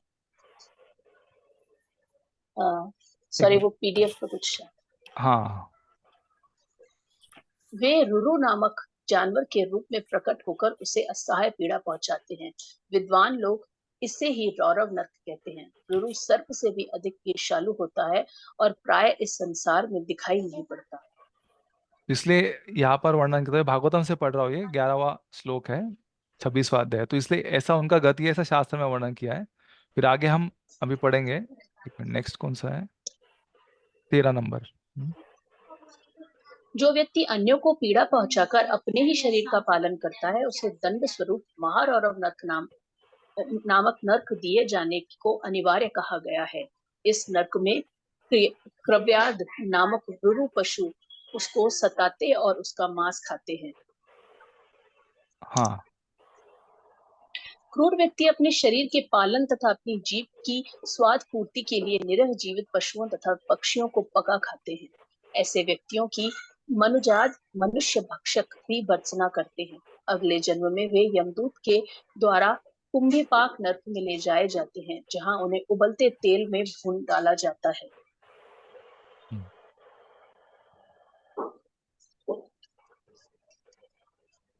फिर अब ये जो लोग वैदिक इसका पालन नहीं करते, तो उसका वर्णन किया 15वें श्लोक में। एक मिनट पीछे, 16 15 हो गया। हम्म अब ये यदि पढ़िए। कोई व्यक्ति किसी यदि कोई व्यक्ति किसी प्रकार की विपत्ति न होने पर भी वैदिक पद से हटता है, तो यमराज के दूत उसे 80 अ- पत्र वन नामक नरक में ले जाकर कोड़ों से पीटते हैं। जब वह अत्यधिक पीड़ा के कारण इधर उधर दौड़ता है, तो उसे चारों ओर तलवार के समान तीक्ष्ण ताड़ वृक्ष की पत्तियों के बीच छटपटाता है। इस प्रकार पूरा शरीर क्षत विक्षत होने से वह प्रति पग पग पर, प्रति पग पग पर आगे स्क्रॉल करता हूँ। मूर्छित होता रहता है और चित्कार करता है, हाय अब मैं क्या करूं, मैं किस प्रकार से बचूं। मान्य धार्मिक नियमों से विपत होने का ऐसा ही दंड मिलता है। तो अभी हम और एक लास्ट पढ़ेंगे, ऐसा तो बहुत बड़ा लिस्ट है, और फिर हम यहाँ पर आगे जाएंगे। तुमने देखा कि जो मांसाहार करते हैं उनको वो उबला जाता है तेल के अंदर, या भुना जाता है। फिर जो लोग हत्या करते हैं, तो उनके लिए ऐसे अलग अलग इसमें वर्णन किया है। तो अभी ये हम देखते हैं कि जो कीड़े मकोड़े होते हैं, तो उनको भी लोग मारते हैं, तो उनको भी यह था। अभी एक 26-16 शुक्रमुख का देखते हैं, और फिर इसके बाद आगे जाएंगे। हाँ ये देखो, हम ये पढ़ी मैं 16 वाला। अगले जन्म में यमदूत निर्दोष पुरुष या ब्राह्मण को शारीरिक दंड देने वाले पापी राजा अथवा राज्य अधिकारी को सुकर मुख नामक नरक में ले जाते हैं, जहां उसे यमराज के दूत उसी प्रकार को चलते हैं जिस प्रकार गन्ने को पेर कर रस निकाला जाता है। जिस प्रकार से निर्दोष व्यक्ति दंडित होते समय अत्यंत दंडनीय ढंग से चिल्लाता है और मूर्छित होता है, और ठीक उसी तरह पापी जीवात्मा भी आर्तनाद करता एवं मूर्छित होता है। निर्दोष व्यक्ति को दंड देकर पीड़ित करने का यही फल होता है। हरे कृष्ण। तो इसलिए हरे आ, कृष्ण। आपका एज असाइनमेंट आप पढ़ सकते हैं, अगर आपकी इच्छा हो तो। तो श्लोक क्रमांक 8 से लेकर श्लोक क्रमांक 37 तक ये सब वर्णन किया है, हर एक कौन कौन सा आप कार्य करता, आपको क्या क्या सजा मिलेगी। तो इसलिए यहाँ पर जब इस एक मिनट, ये क्या है, श्लोक में भगवान जब कहते हैं कि पतंती नरके अशुचौ, तो हमने अभी आपको समझ में आया 16वें अध्याय के, ये मैं स्क्रीन शेयर यस किया प्रभु। देखो। तो 16वें अध्याय के यस 16 यस। श्लोक, इसलिए ऐसे कार्य, ऐसे विचार, ऐसा आचार करने के कारण जो आसुरी व्यक्ति है, तो वो नरक में पड़ता है। तो आपको यह भी समझना है क्यों नरक में पड़ता है, क्योंकि नरक का ऐसा नियम है जो हमने अभी पढ़े। तो अभी आगे चलेंगे।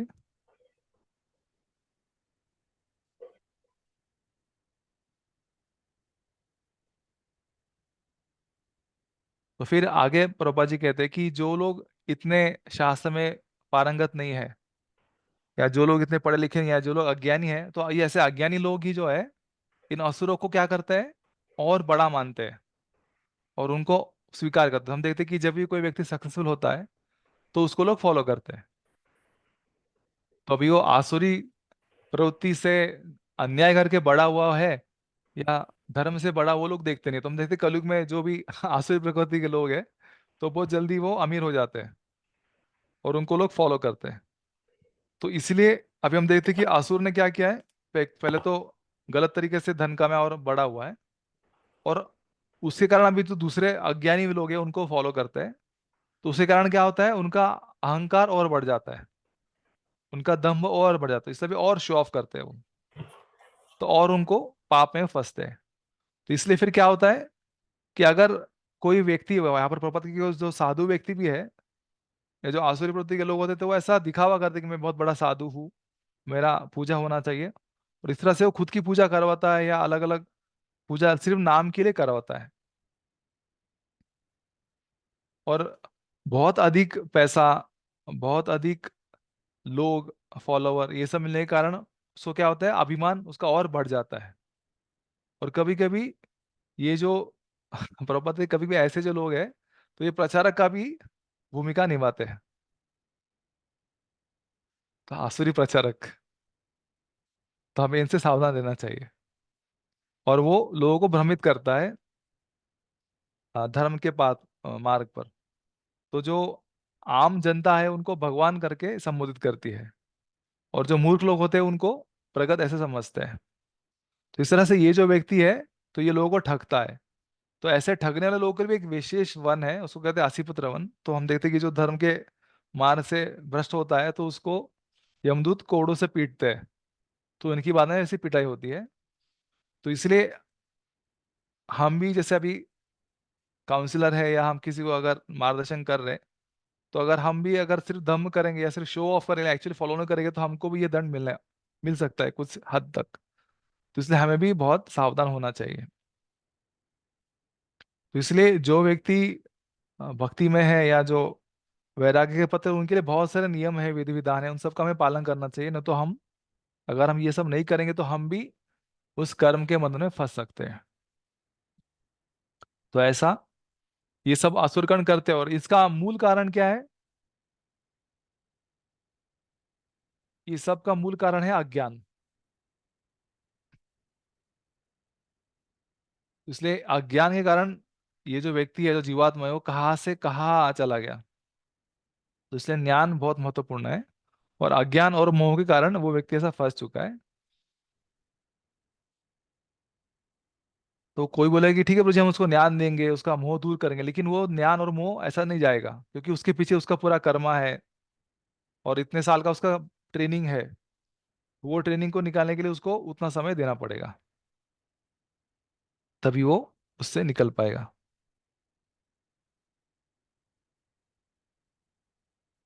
तो फिर आगे क्या होता है? तो जब वो देखता है कि मेरा 18वें श्लोक में भी हम चर्चा कर रहे हैं,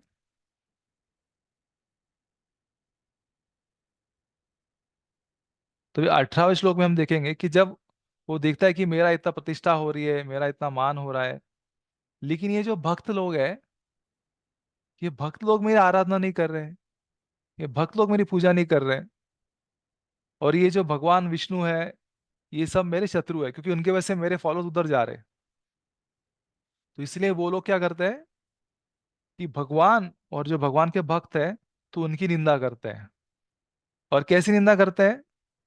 तो जो सत्य है वो नहीं, तो डिसऑनेस्ट लॉजिक, मतलब कपटपूर्ण, या झूठ बोलकर, या बनाकर, बनावटी सच का इस्तेमाल करके वो भगवान को और भगवान के भक्त जिनमें कोई खोट नहीं है, कोई अवगुण नहीं है, वो उसको प्रदर्शित करते हैं झूठी तरीका से। तो इस तरह से वो क्या करते हैं कि भगवान का द्वेष करते हैं, और धर्म का अगेंस्ट जो है, जो धर्म के विरुद्ध वो प्रचार करते हैं, और फिर बाद में जो भक्त है उनका भी अवहेलना करते हैं। और ऐसा करने के कारण क्या होता है कि उनका जो अगला जन्म है वो बहुत बुरा होता है। तो ये सब भगवान की निंदा, भगवान की ईर्ष्या करने का कारण क्या है? तो प्रभुपाद यहाँ पर बताते हैं कि उनके पास बहुत सारा धन संचय हो चुका है, उनके पास बहुत सारा शक्ति आ गई है, उनका मान और उनका जो प्रेस्टीज है, वो उनको ये सब चीज करने में बाध्य कर रहा है, क्योंकि वो देख पा रहे हैं कि हम भक्तों के सामने हमारा कुछ नहीं चल रहा है, भगवान के सामने हमारा कुछ नहीं चल रहा है। तो हम देखते हैं कि हिरण्यकशिपु सारे जगत को जीत चुका था, और एक उनका छोटा लड़का था प्रहलाद, वो उनको मान नहीं रहा था, लेकिन फिर भी उन्होंने उनका पूरा शक्ति उन पे लगाया, और उनका ईर्ष्या किया, उनको बहुत सारा, उनको तेल में तला, है ना, हम देखते हैं जो भी नरक में गए तो तेल में तला, उनको ऊपर से नीचे डाला, बड़े खाई से नीचे धकेला, उनको जहरीले सांपों के चेम्बर में रखा। तो ये सब क्यों है? तो क्योंकि उनको भगवान के साथ द्वेष हो गया है। तो क्यों? क्योंकि धन मान मदान्विता, तो उनका मद हो गया, उनको ये हो गया है, नशा हो गया है। तो इसलिए वो खुद को भी नुकसान करवाता है, दूसरों को भी नुकसान कराता है, और भगवान का भी द्वेष करता है, और पूरी तरह से वो भगवान का और शास्त्रों का खंडन करता है। कोई भी उन्हें रोक नहीं सकता है। तो इसलिए जब कोई भक्ति, अभी जहां पर भूरिजन प्रभु जी कहते हैं, तो ध्यान से सुनिए।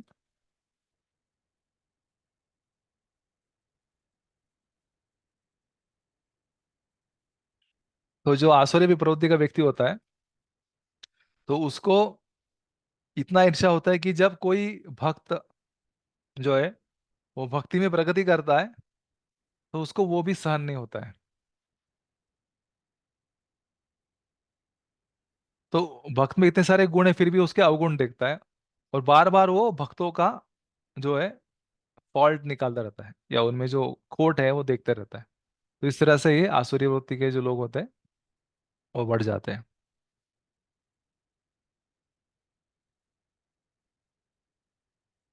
तो यहाँ पर भगवान ने वर्णन किया आसुरों का स्वभाव, उनके कार्य और उनकी गति। तो अभी श्लोक क्रमांक 19 और 20 में भगवान बताते हैं कि वो उनकी क्या प्रतिक्रिया है उनके प्रति, असुरों के प्रति भगवान की क्या प्रतिक्रिया है। तो मेरे साथ आप उच्चारण कीजिए। आसुरीम योनिम आपन्ना आसुरीयो निमापन्ना मूढ़ा जन्मनि जन्मनि मूढ़ा मूढ़ा जन्मनि जन्मनि जन्मनि। जन्मनि माम अपराप्येव कौन्तेय निखिल। न माम अप्रयामि कौन्तेय ततो याति अधमां गतिम्। ततो ततो याति याति अधमां गतिम्। गतिम्। अभी उत्तम मधु माता जी पढ़ सकते हैं। हरे कृष्णा जी प्रभु। हाँ, अनुवाद पढ़िए। 19वां। 20 का ना, अ, 19 का। एक जो मिनट, लोग ये भी उच्चारण कर लेते हैं, एक मिनट। हाँ, ये तान उच्चारण नहीं होता। हाँ, इसका उच्चारण नहीं हुआ तो इसका उच्चारण भी करते हैं। तान अहम दुष्यत क्रूरान तानहं अनहं दुष्यता शितं क्रूरान् क्रूरान् संसारेषु नराधमाम संसारेषु संसारेषु नराधमान् नराधनाम् क्षिपाम्यजस्रम अशुभान क्षिपाम्य अजस्रम् क्षिपामध्यशुभुवान् आश्रम येव योनिषु। आश्रुं यो आश्रयोनिषु। यवनेषु। हाँ, अभी पढ़ी माता जी अनुवाद। हरे कृष्णा। जो लोग ईर्ष्यालु तथा क्रूर हैं और नराधम हैं, उन्हें मैं निरंतर विभिन्न आसुरी योनियों में भव सागर में डालता रहता हूँ। अभी 20वां। हे कुंती पुत्र, ऐसे व्यक्ति आसुरी योनि में बारंबार जन्म ग्रहण करते हुए कभी भी मुझ तक पहुंच नहीं पाते। वे धीरे धीरे अत्यंत अधम गति को प्राप्त होते हैं। हाँ, हरे धन्यवाद कृष्ण। माता जी। तो इसलिए अभी भगवान कहते हैं कि जो ऐसे द्वेषी लोग हैं, आसुरी लोग हैं, तो उनका मैं क्या करता हूँ, या भगवान उनके प्रति कैसे प्रतिक्रिया करते हैं, इसका वर्णन अभी इस श्लोक क्रमांक 19 और 20 में दिया हुआ है। तो अभी हम देखते हैं प्रभुपाद इसमें क्या कह रहे हैं और हमारे आचार्यगण इसमें क्या कह रहे हैं। तो भगवान कहते हैं कि मैं जो भगवान हूँ, तो इन सब असुरों को उनके कर्म के हिसाब से, जो कि बहुत ही क्रूर है, द्वेषी है और सबसे नीच है और हमेशा पापमय कृत्य कर रहे हैं। और प्रभुपाद जी कहते हैं कि जो मिस्चीवस है या जो शरारती है, तो ऐसे लोगों को मैं बार बार बार बार उनको जन्म मृत्यु के चक्कर में संसार में डालता रहता हूँ। और ऐसे जो लोग हैं, तो इस संसार में वो जो है, जो म्लेच्छ लोग हैं या जो गौ का मांस खाने लोग हैं, ऐसे लोगों के रूप में जन्म लेते हैं या असुरों के अ, कुल में जन्म लेते हैं। या प्रभुपाद जी यहाँ पर कहते हैं कि जो जंगल में शिकारी लोग होते हैं, जो शिकार करते हैं, जो जंगली लोग होते हैं, तो इनके रूप में इनका जन्म होता है, ऐसा भगवान कह रहे, प्रभुपाद कह रहे। तो इसलिए जो आसुरी व्यक्ति है वो तो कभी मानेगा नहीं कि भगवान का ऐसा इच्छा होता है। तो लेकिन वो माने या नहीं माने, तो भगवान का जो इच्छा है या जो भगवान की जो मर्जी है वही चलती है। तो जो भी डिसीजन है, तो वो भगवान के निर्देशन के अंदर होता है। तो इसका भी वर्णन श्रीमद् भागवत पुराण में दिया हुआ है। तो अगर आप तीसरे स्कंद के 31वें अध्याय के पहले श्लोक में, कि कर्मणा दैव नेत्रेण जंतु देह उपपद्यते, तो कर्मणा मतलब कर्म के हिसाब से, दैव नेत्रेण मतलब भगवान के दैव नेतृत्व के अधीन होकर, जंतु देह, जो जंतु है या जो जीवात्मा है, वो नया देह प्राप्त करता है। तो लेकिन आंसू इसको सब मानते नहीं है। तो इसीलिए इस सृष्टि में हम देखते हैं बहुत सारे प्राणी हैं या कीड़े हैं, मनुष्य, तो ये सब जो है भगवान की इच्छा से ही आते हैं। तो लेकिन इस असुरों के बारे में अगर हम चर्चा करें, तो वो जो है भगवान कहते हैं कि उनको हम विशेष तरह से असुरों के योनियों में ही जन्म देता हूं मैं। और क्यों? तो क्योंकि आसुरी, उनका इच्छा है भगवान से इच्छा द्वेष करना, ईर्ष्या करना। तो उनका वो जो ईर्ष्या और द्वेष है, वो आसुरी योनि में अच्छी तरह से कर सकते हैं। तो इसलिए उनको वो योनि मिलती है और उसमें वो अस्वच्छ रहते हैं इस तरह से, और हमेशा उनकी इच्छा पूरी होती है, हम उनको जान सकते हैं। फिर बाद में जब ऐसा जन्म उनको मिलता है, अभी 20वां अध्याय का वर्णन हो रहा है, तो आसुर योनि न आपन्ना, तो ऐसी आसुर योनि प्राप्त करके फिर वो आगे क्या होता है उनका गति। तो वो जो मूड है, जो मूर्ख लोग है, जो असुर लोग हैं, तो वो कभी भी भगवान की कृपा नहीं प्राप्त कर पाते।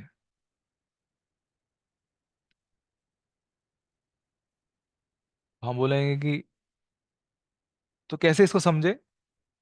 तो अभी हम सब भक्ति शास्त्री प्रयास कर रहे पढ़ने का, फिर भी इतना अच्छी तरह से समझ में नहीं आ रहा है, बहुत मुश्किल जा रहा है।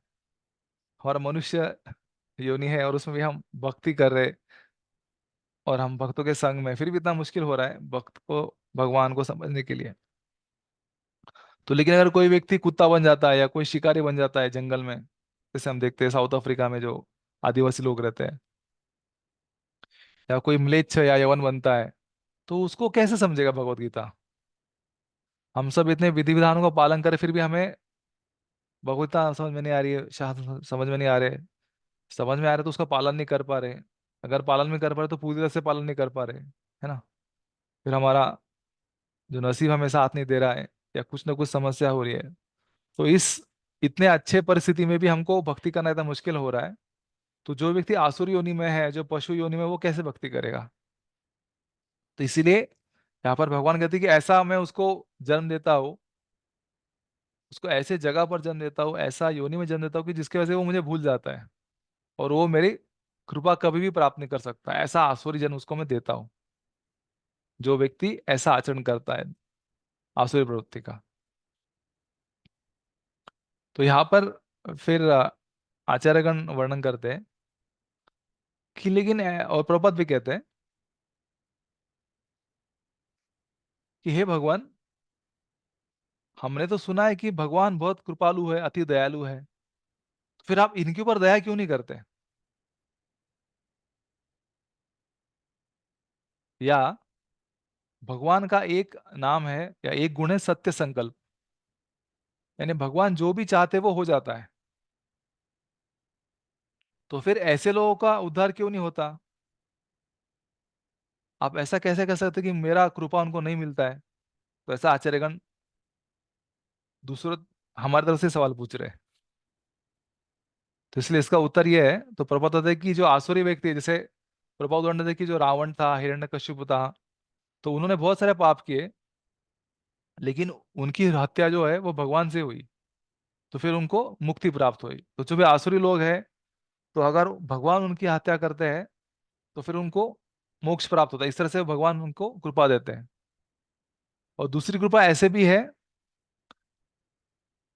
कि जो आसुरी लोग हैं, तो ये एक डिवोटी ने मुझे बताया था कि अगर वो व्यक्ति को मनुष्य शरीर मिलेगा तो फिर और पाप करेगा, और नरक में जाएगा, और उसको समस्या होगी। तो इसलिए भगवान उनको कृपा करके उनको ऐसा शरीर देते हैं, जैसे पशु का हो गया, जैसे कुत्ते का होगा या सुअर का हो गया, तो फिर उसमें वो ऐसे कार्य कर ही नहीं सकता, या बहुत मुश्किल से कर सकता, क्योंकि उसके उसके दुनिया में वो रहता है। तो इस तरह से उसका जो पाप है, जो मनुष्य शरीर में करता, उसकी तुलना में पशु शरीर में वो कम कर सकता है, या उसको उसका पाप नहीं लगेगा, या कम पाप लगेगा, ऐसा उसको शरीर प्रदान करते हैं। तो ये भी भगवान की एक कृपा ही है उनके ऊपर। तो इस तरह से भगवान हर स्थिति में कृपालु है सबके लिए, ऐसा हम सिद्ध कर सकते हैं, ऐसा हमारे आचार्य और प्रभुपाद हमें बता रहे हैं। फिर आगे प्रभुपाद कहते हैं कि जो असुरगण थे, तो उनकी हत्या भगवान से हुई, लेकिन भगवान हमको मारने के लिए आए, तो ऐसा होने के लिए हमें भाग्य होना चाहिए। तो ऐसा भी प्रभुपाद जी कह रहे हैं। तो इसलिए भगवान की तरफ से कोई भी अन्याय नहीं हो रहा है, न्याय ही हो रहा है, कृपा ही हो रही है, ऐसा प्रभुपाद जी और आचार्यगण वर्णन कर रहे हैं। तो फिर इसमें और भी ये कह रहे कि जो व्यक्ति भगवान का विरोध करने थे बाहर के बाह्य रूप से, जैसे कि हम देखते हिरण्यकशिपु रावण, तो बाह्य रूप से उन्होंने भगवान का विरोध किया, द्वेष किया, लेकिन आंतरिक रूप से वो उनको भगवान मानते थे, क्योंकि वो तो भगवान के पार्षद ही है। तो ऐसे लोगों को भगवान का कृपा मिलता है।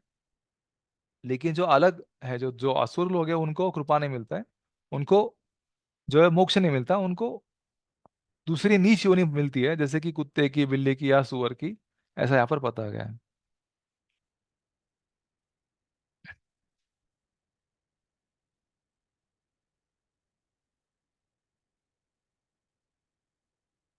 तो ऐसा उनका गति होता है। तो इसलिए सारांश में यही है कि जो असुर लोग हैं, तो वो गलत कार्य करके उनको जन्म प्रति जन्म जो है नीचे नीचे नीचे और नीचे पशुओं में उनको जन्म लेना पड़ता है, जिसके कारण वो पूरी तरह से भौतिक संसार में डूब जाते हैं और भगवान कृष्ण की कृपा से, भक्तों के संग से वर्जित हो जाते हैं।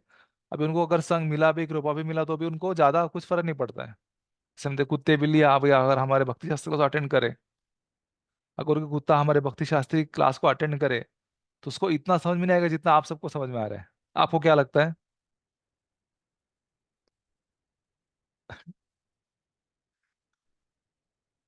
बराबर है। तो इसलिए आप उसको कितना भी प्रसाद खिलाइए, कितना भी संकीर्तन कीजिए, कितना भी आप उसको एक एक शब्द का भी आप सिखाइए, फिर भी उसको समझ में नहीं आएगा, क्योंकि उसको ऐसा शरीर मिल गया है कि उसका कुछ भी नहीं हो सकता। तो फिर उसको आप सिर्फ प्रसाद खिला सकते हैं।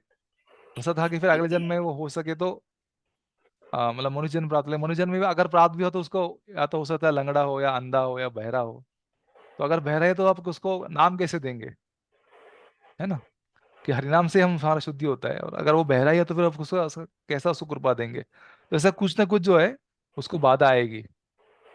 तो इसलिए ये आसुरी वृत्ति जो है बहुत भयानक है। तो इसलिए हमें इससे बच के रहना चाहिए। तो यही अभी जो इतना भयानक है आसुरी वृत्ति, तो इसलिए अभी आगे के दो श्लोक है 21 और 22। तो उसमें अभी आचार्यगण या भगवान वर्णन कर रहे हैं कि अरे बाप, अरे बाप, इतना भयानक है आसुरी गण। तो फिर उससे अभी हम कैसे बचे, या उससे हम बाहर कैसे निकले? तो उसका अभी समाधान भगवान बता रहे हैं। तो हम अभी पढ़ेंगे। मेरे साथ उच्चारण कीजिए। त्रिविधम नरक सेदम, त्रिविधम त्रिविधं नरकस्येदं नरकस्येदं द्वारम नाशनम आत्मनः, द्वारं द्वारं द्वारं नाशनम् आत्मनः, नाशनम् आत्मनः कामः क्रोधस्तथा लोभस्, कामः कामः क्रोधस्तथा क्रोधस्तथा लोभस्, लोभः तस्मात् एतत्त्रयं त्यजेत्। तस्मात् तस्मात् एतत्त्रयं एतं त्यजेत्। त्यजेत्। त्यजेत्। फिर आगे भी ये भी चरण करते हैं। एतैर्विमुक्त कौन्तेय, एतैर्विमुक्त एतैर्विमुक्त कौन्तेय कौन्तेय, कौन्तेय तमोद्वारे स्त्रिभिर्नरैः, तमोद्वारे तमोद्वारैः स्त्रिभिर्नरः स्त्रिभिर्नरैः, आचरेत् आत्मनः श्रेयोस्। आचरत् आचरेत् आत्मनः आत्मनः श्रेयस्। श्रेयः, ततो याति परमां गतिम्। ततो ततो याति याति परं याति गतिम्। परमां परम गतिम्। गतिम्। आ, अभी दूसरे कोई प्रभु जी पढ़ सकते हैं? पुण्यात्मा श्रीधर प्रभु, हरे कृष्णा। पुण्यात्मा श्रीधर प्रभु आप पढ़ सकते हैं?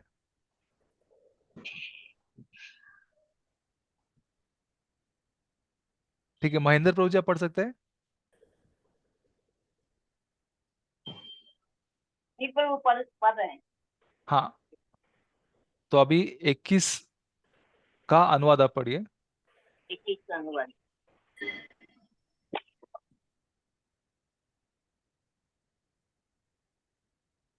आप किताब से भी पढ़ सकते हैं। इस नरक के 3 द्वार हैं, काम, क्रोध तथा लोभ। प्रत्येक बुद्धिमान व्यक्ति को चाहिए कि उन्हें त्याग दे, क्योंकि इनसे आत्मा का पतन होता है। और अगला भी पढ़ लीजिए। यहाँ पर आसुरी जीवन ये हे कुंती पुत्र, दूसरे 22 नंबर श्लोक का अनुवाद।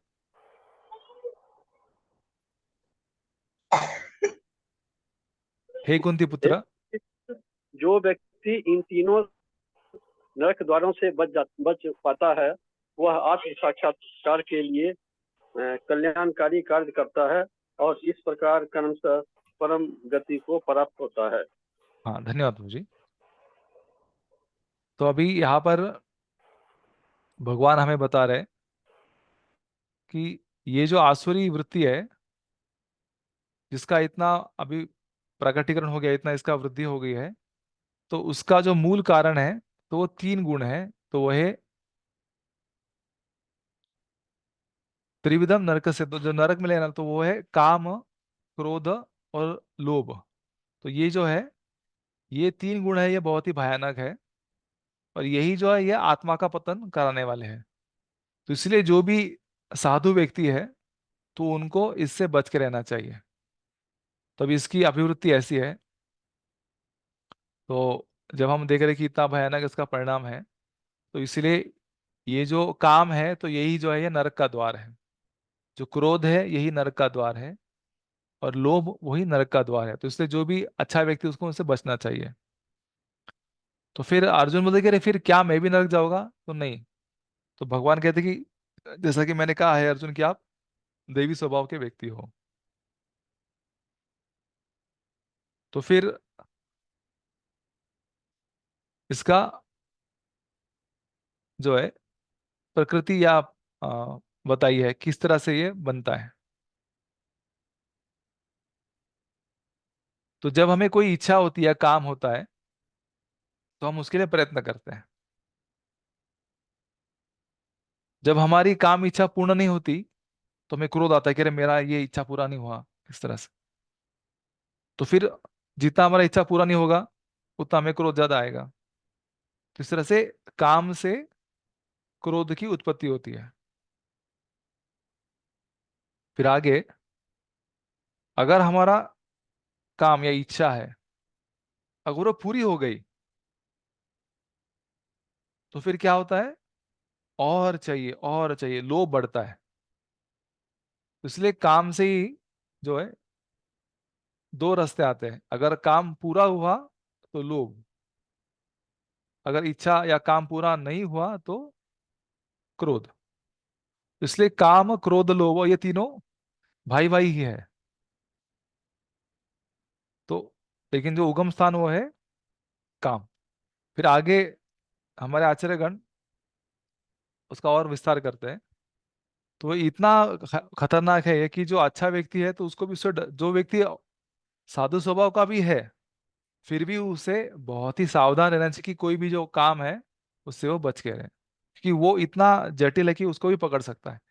एक साधु स्वभाव वाले व्यक्ति को भी ये प्रभावित कर सकता है। ऐसा ये तीन गुण है, काम, क्रोध और लोभ।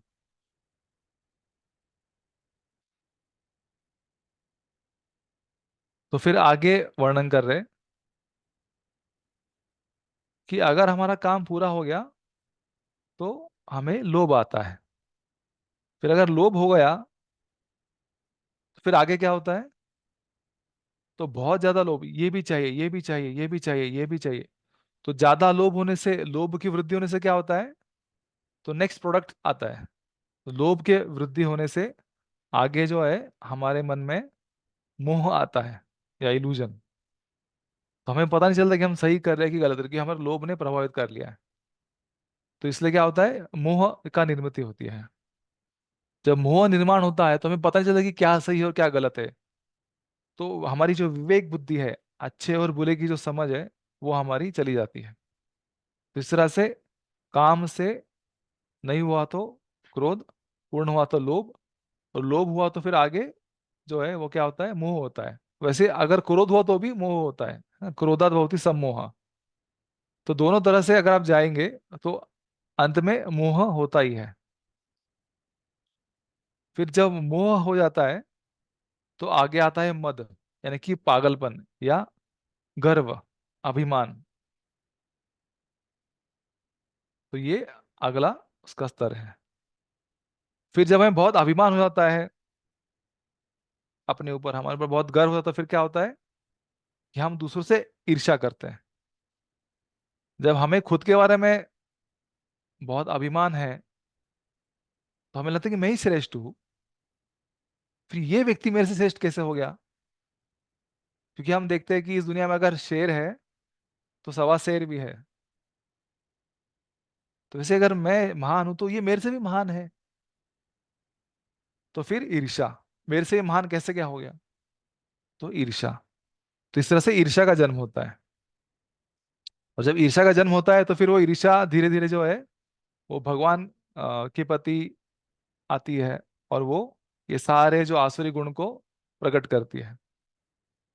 तो इसलिए ये सारे आसुरी गुणों की जो जड़ है वो है लस्ट या काम। तो कोई व्यक्ति, अभी 22 श्लोक में, फिर ये 21 श्लोक में भगवान बताता है कि तीन जो है रास्ते नरक की तरफ जाने वाले, इसकी शुरुआत काम से होती है। तो अभी इससे ये कैसे रास्ता बनता है ये भगवान ने बताया 21 श्लोक में। अब 22 श्लोक में भगवान बताएंगे कि कैसे व्यक्ति इससे बच सकता है, या उसका अगर आप उसको त्याग करते हो तो आपका क्या परिणाम होगा। तो अगर आप इस तीन काम क्रोध और लोभ को त्यागते हो तो फिर आपको क्या होगा, आपको मोक्ष की तरफ जाने का रास्ता मिल जाएगा। तो अगर आप भक्ति कर रहे, हम आत्म साक्षात्कार की तरफ जाना चाहते हैं, तो अगर अगर आप इनका त्याग कर दोगे तो मतलब या फिर आपका एक ही रास्ता बचा हुआ है आत्म साक्षात्कार का। तो फिर वो जो व्यक्ति है इस तीन रास्ते से भक्ति में प्रगति करेगा और परम गंतव्य को प्राप्त होगा, अगर वो भक्ति कर रहा है तो लेकिन ये जो मोक्ष है वो उसको कैसे प्राप्त होगा। तो उसको वो मोक्ष प्राप्त करने के लिए उसका जो वर्णाश्रम है उसका उसे पालन करना चाहिए। तो अगर कोई व्यक्ति भक्त है तो उसको भक्ति करनी चाहिए और उसको अंतिम गंतव्य जो है वो मिलेगा।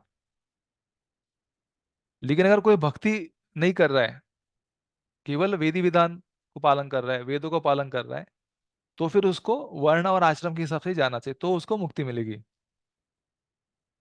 तो इसलिए हमें वर्णाश्रम का पालन करना चाहिए, इसका ये सूचक है। तो प्रभुपाद जी कहते हैं कि जितना व्यक्ति में काम क्रोध और लोभ कम है, या जितना व्यक्ति उससे मुक्त है, उतना वो अपने अस्तित्व को शुद्ध कर सकता है, उतना वो सभी विधि विधानों को पालन कर सकता है, वेदों को फॉलो कर सकता है। और ऐसा वो जब करेगा तो धीरे धीरे धीरे धीरे वो है वो भक्ति में आत्म साक्षात्कार में में प्रगति करेगा। तो इसलिए आपको यह ध्यान में रखना है कि कोई भी चीज अचानक नहीं होती, धीरे धीरे होती है।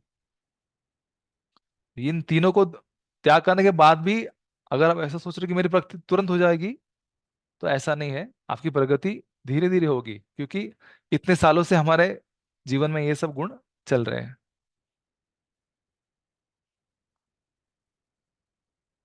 तो प्रभुपाद आगे वर्णन करते हैं कि अगर कोई व्यक्ति बहुत ही भाग्यशाली है तो फिर वो अपने आप को कृष्ण भावनामृत के स्तर पर ला पाएगा। और अगर कोई व्यक्ति भक्ति या कृष्ण भावनामृत में आता है तो उसका जो सफलता है, उसकी सफलता जो है गारंटीड है, निश्चित है, ऐसा प्रभुपाद जी यहाँ पर कह रहे हैं।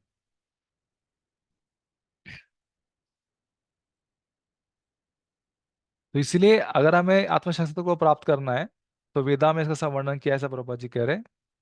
तो पूरा जो वैदिक सभ्यता है तो ये इसी के ऊपर आधारित है कि हमको काम क्रोध और लोभ को त्याग करना है।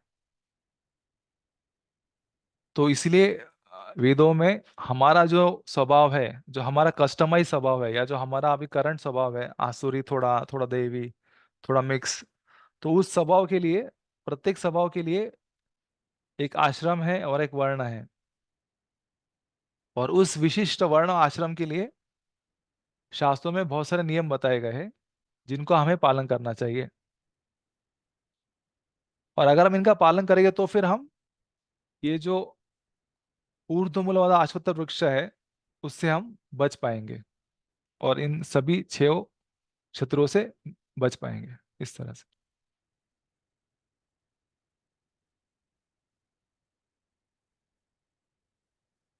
तो अभी मुझे एक सूचना देना था कि लास्ट क्लास में अ, हमने मतलब सभी ने कहा था कि हमको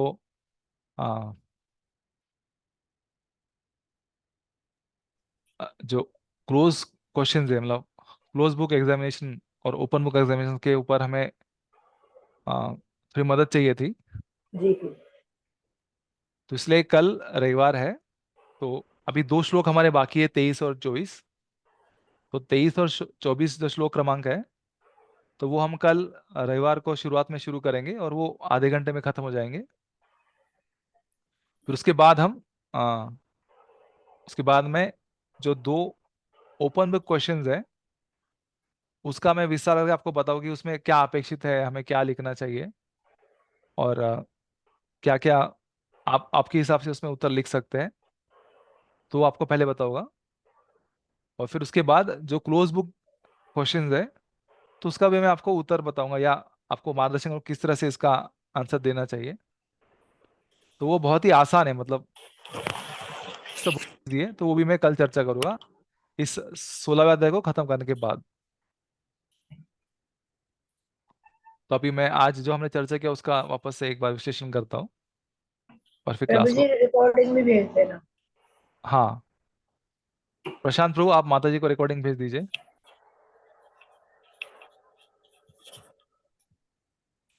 तो आज हमने देखा कि दो प्रकार के लोग हैं, दैवी और आसुरी। तो आसुरी व्यक्ति जो है वो अधिक अधिक आसुरी गुण उत्पन्न करता है और वो शास्त्र को मानता नहीं है, और शास्त्र को मानने के न मानने के कारण, भगवान को न मानने के कारण वो अपने मन के हिसाब से कार्य करता है, अपनी इच्छा को पूर्ण करता है। और इच्छा को पूर्ण करते करते फिर उसकी इच्छा इतनी तीव्र होती है कि वो ये भी नहीं सोचता कि क्या सही है और क्या गलत है। तो अपनी इच्छा को पूर्ण करने के लिए वो चोरी करता है और गलत मार्ग से धन का संचय करता है। और धन का संचय करने के बाद उसकी जो वृत्ति है वो सामने आती है। तो वो सोचता है कि मैं सबसे महान हूँ, मैं सबसे सिद्ध हूँ, मैं ही भगवान हूँ, मैं ही सबसे कुलीन हूँ।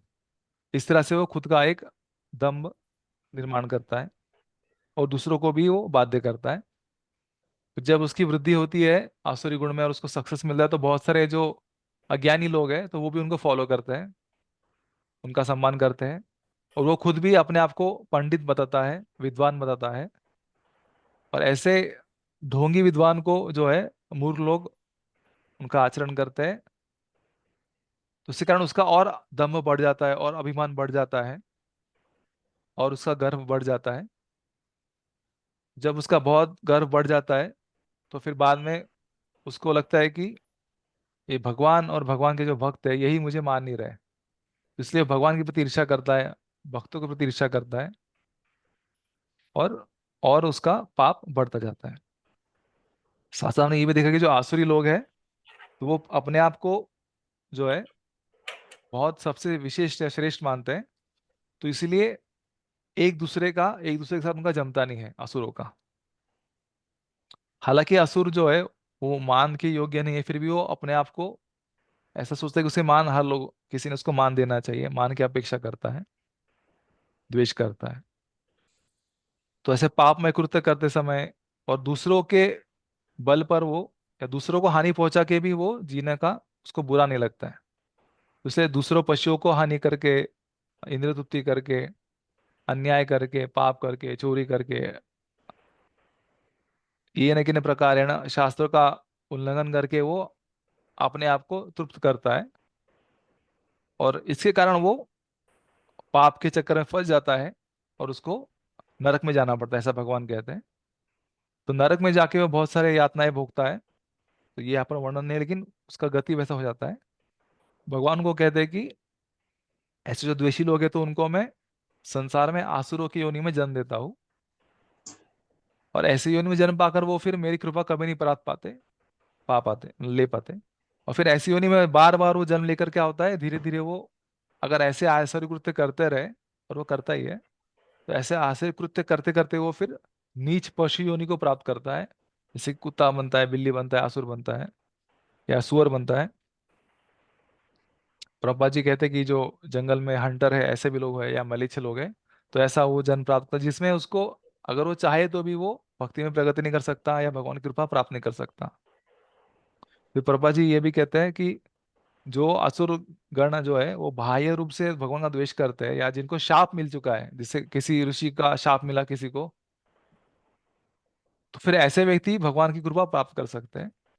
तो फिर जिनका उद्धार भगवान स्वयं करते हैं उनको मोक्ष प्राप्त होता है, फिर भी उनको भगवान कृष्ण नहीं प्राप्त होते।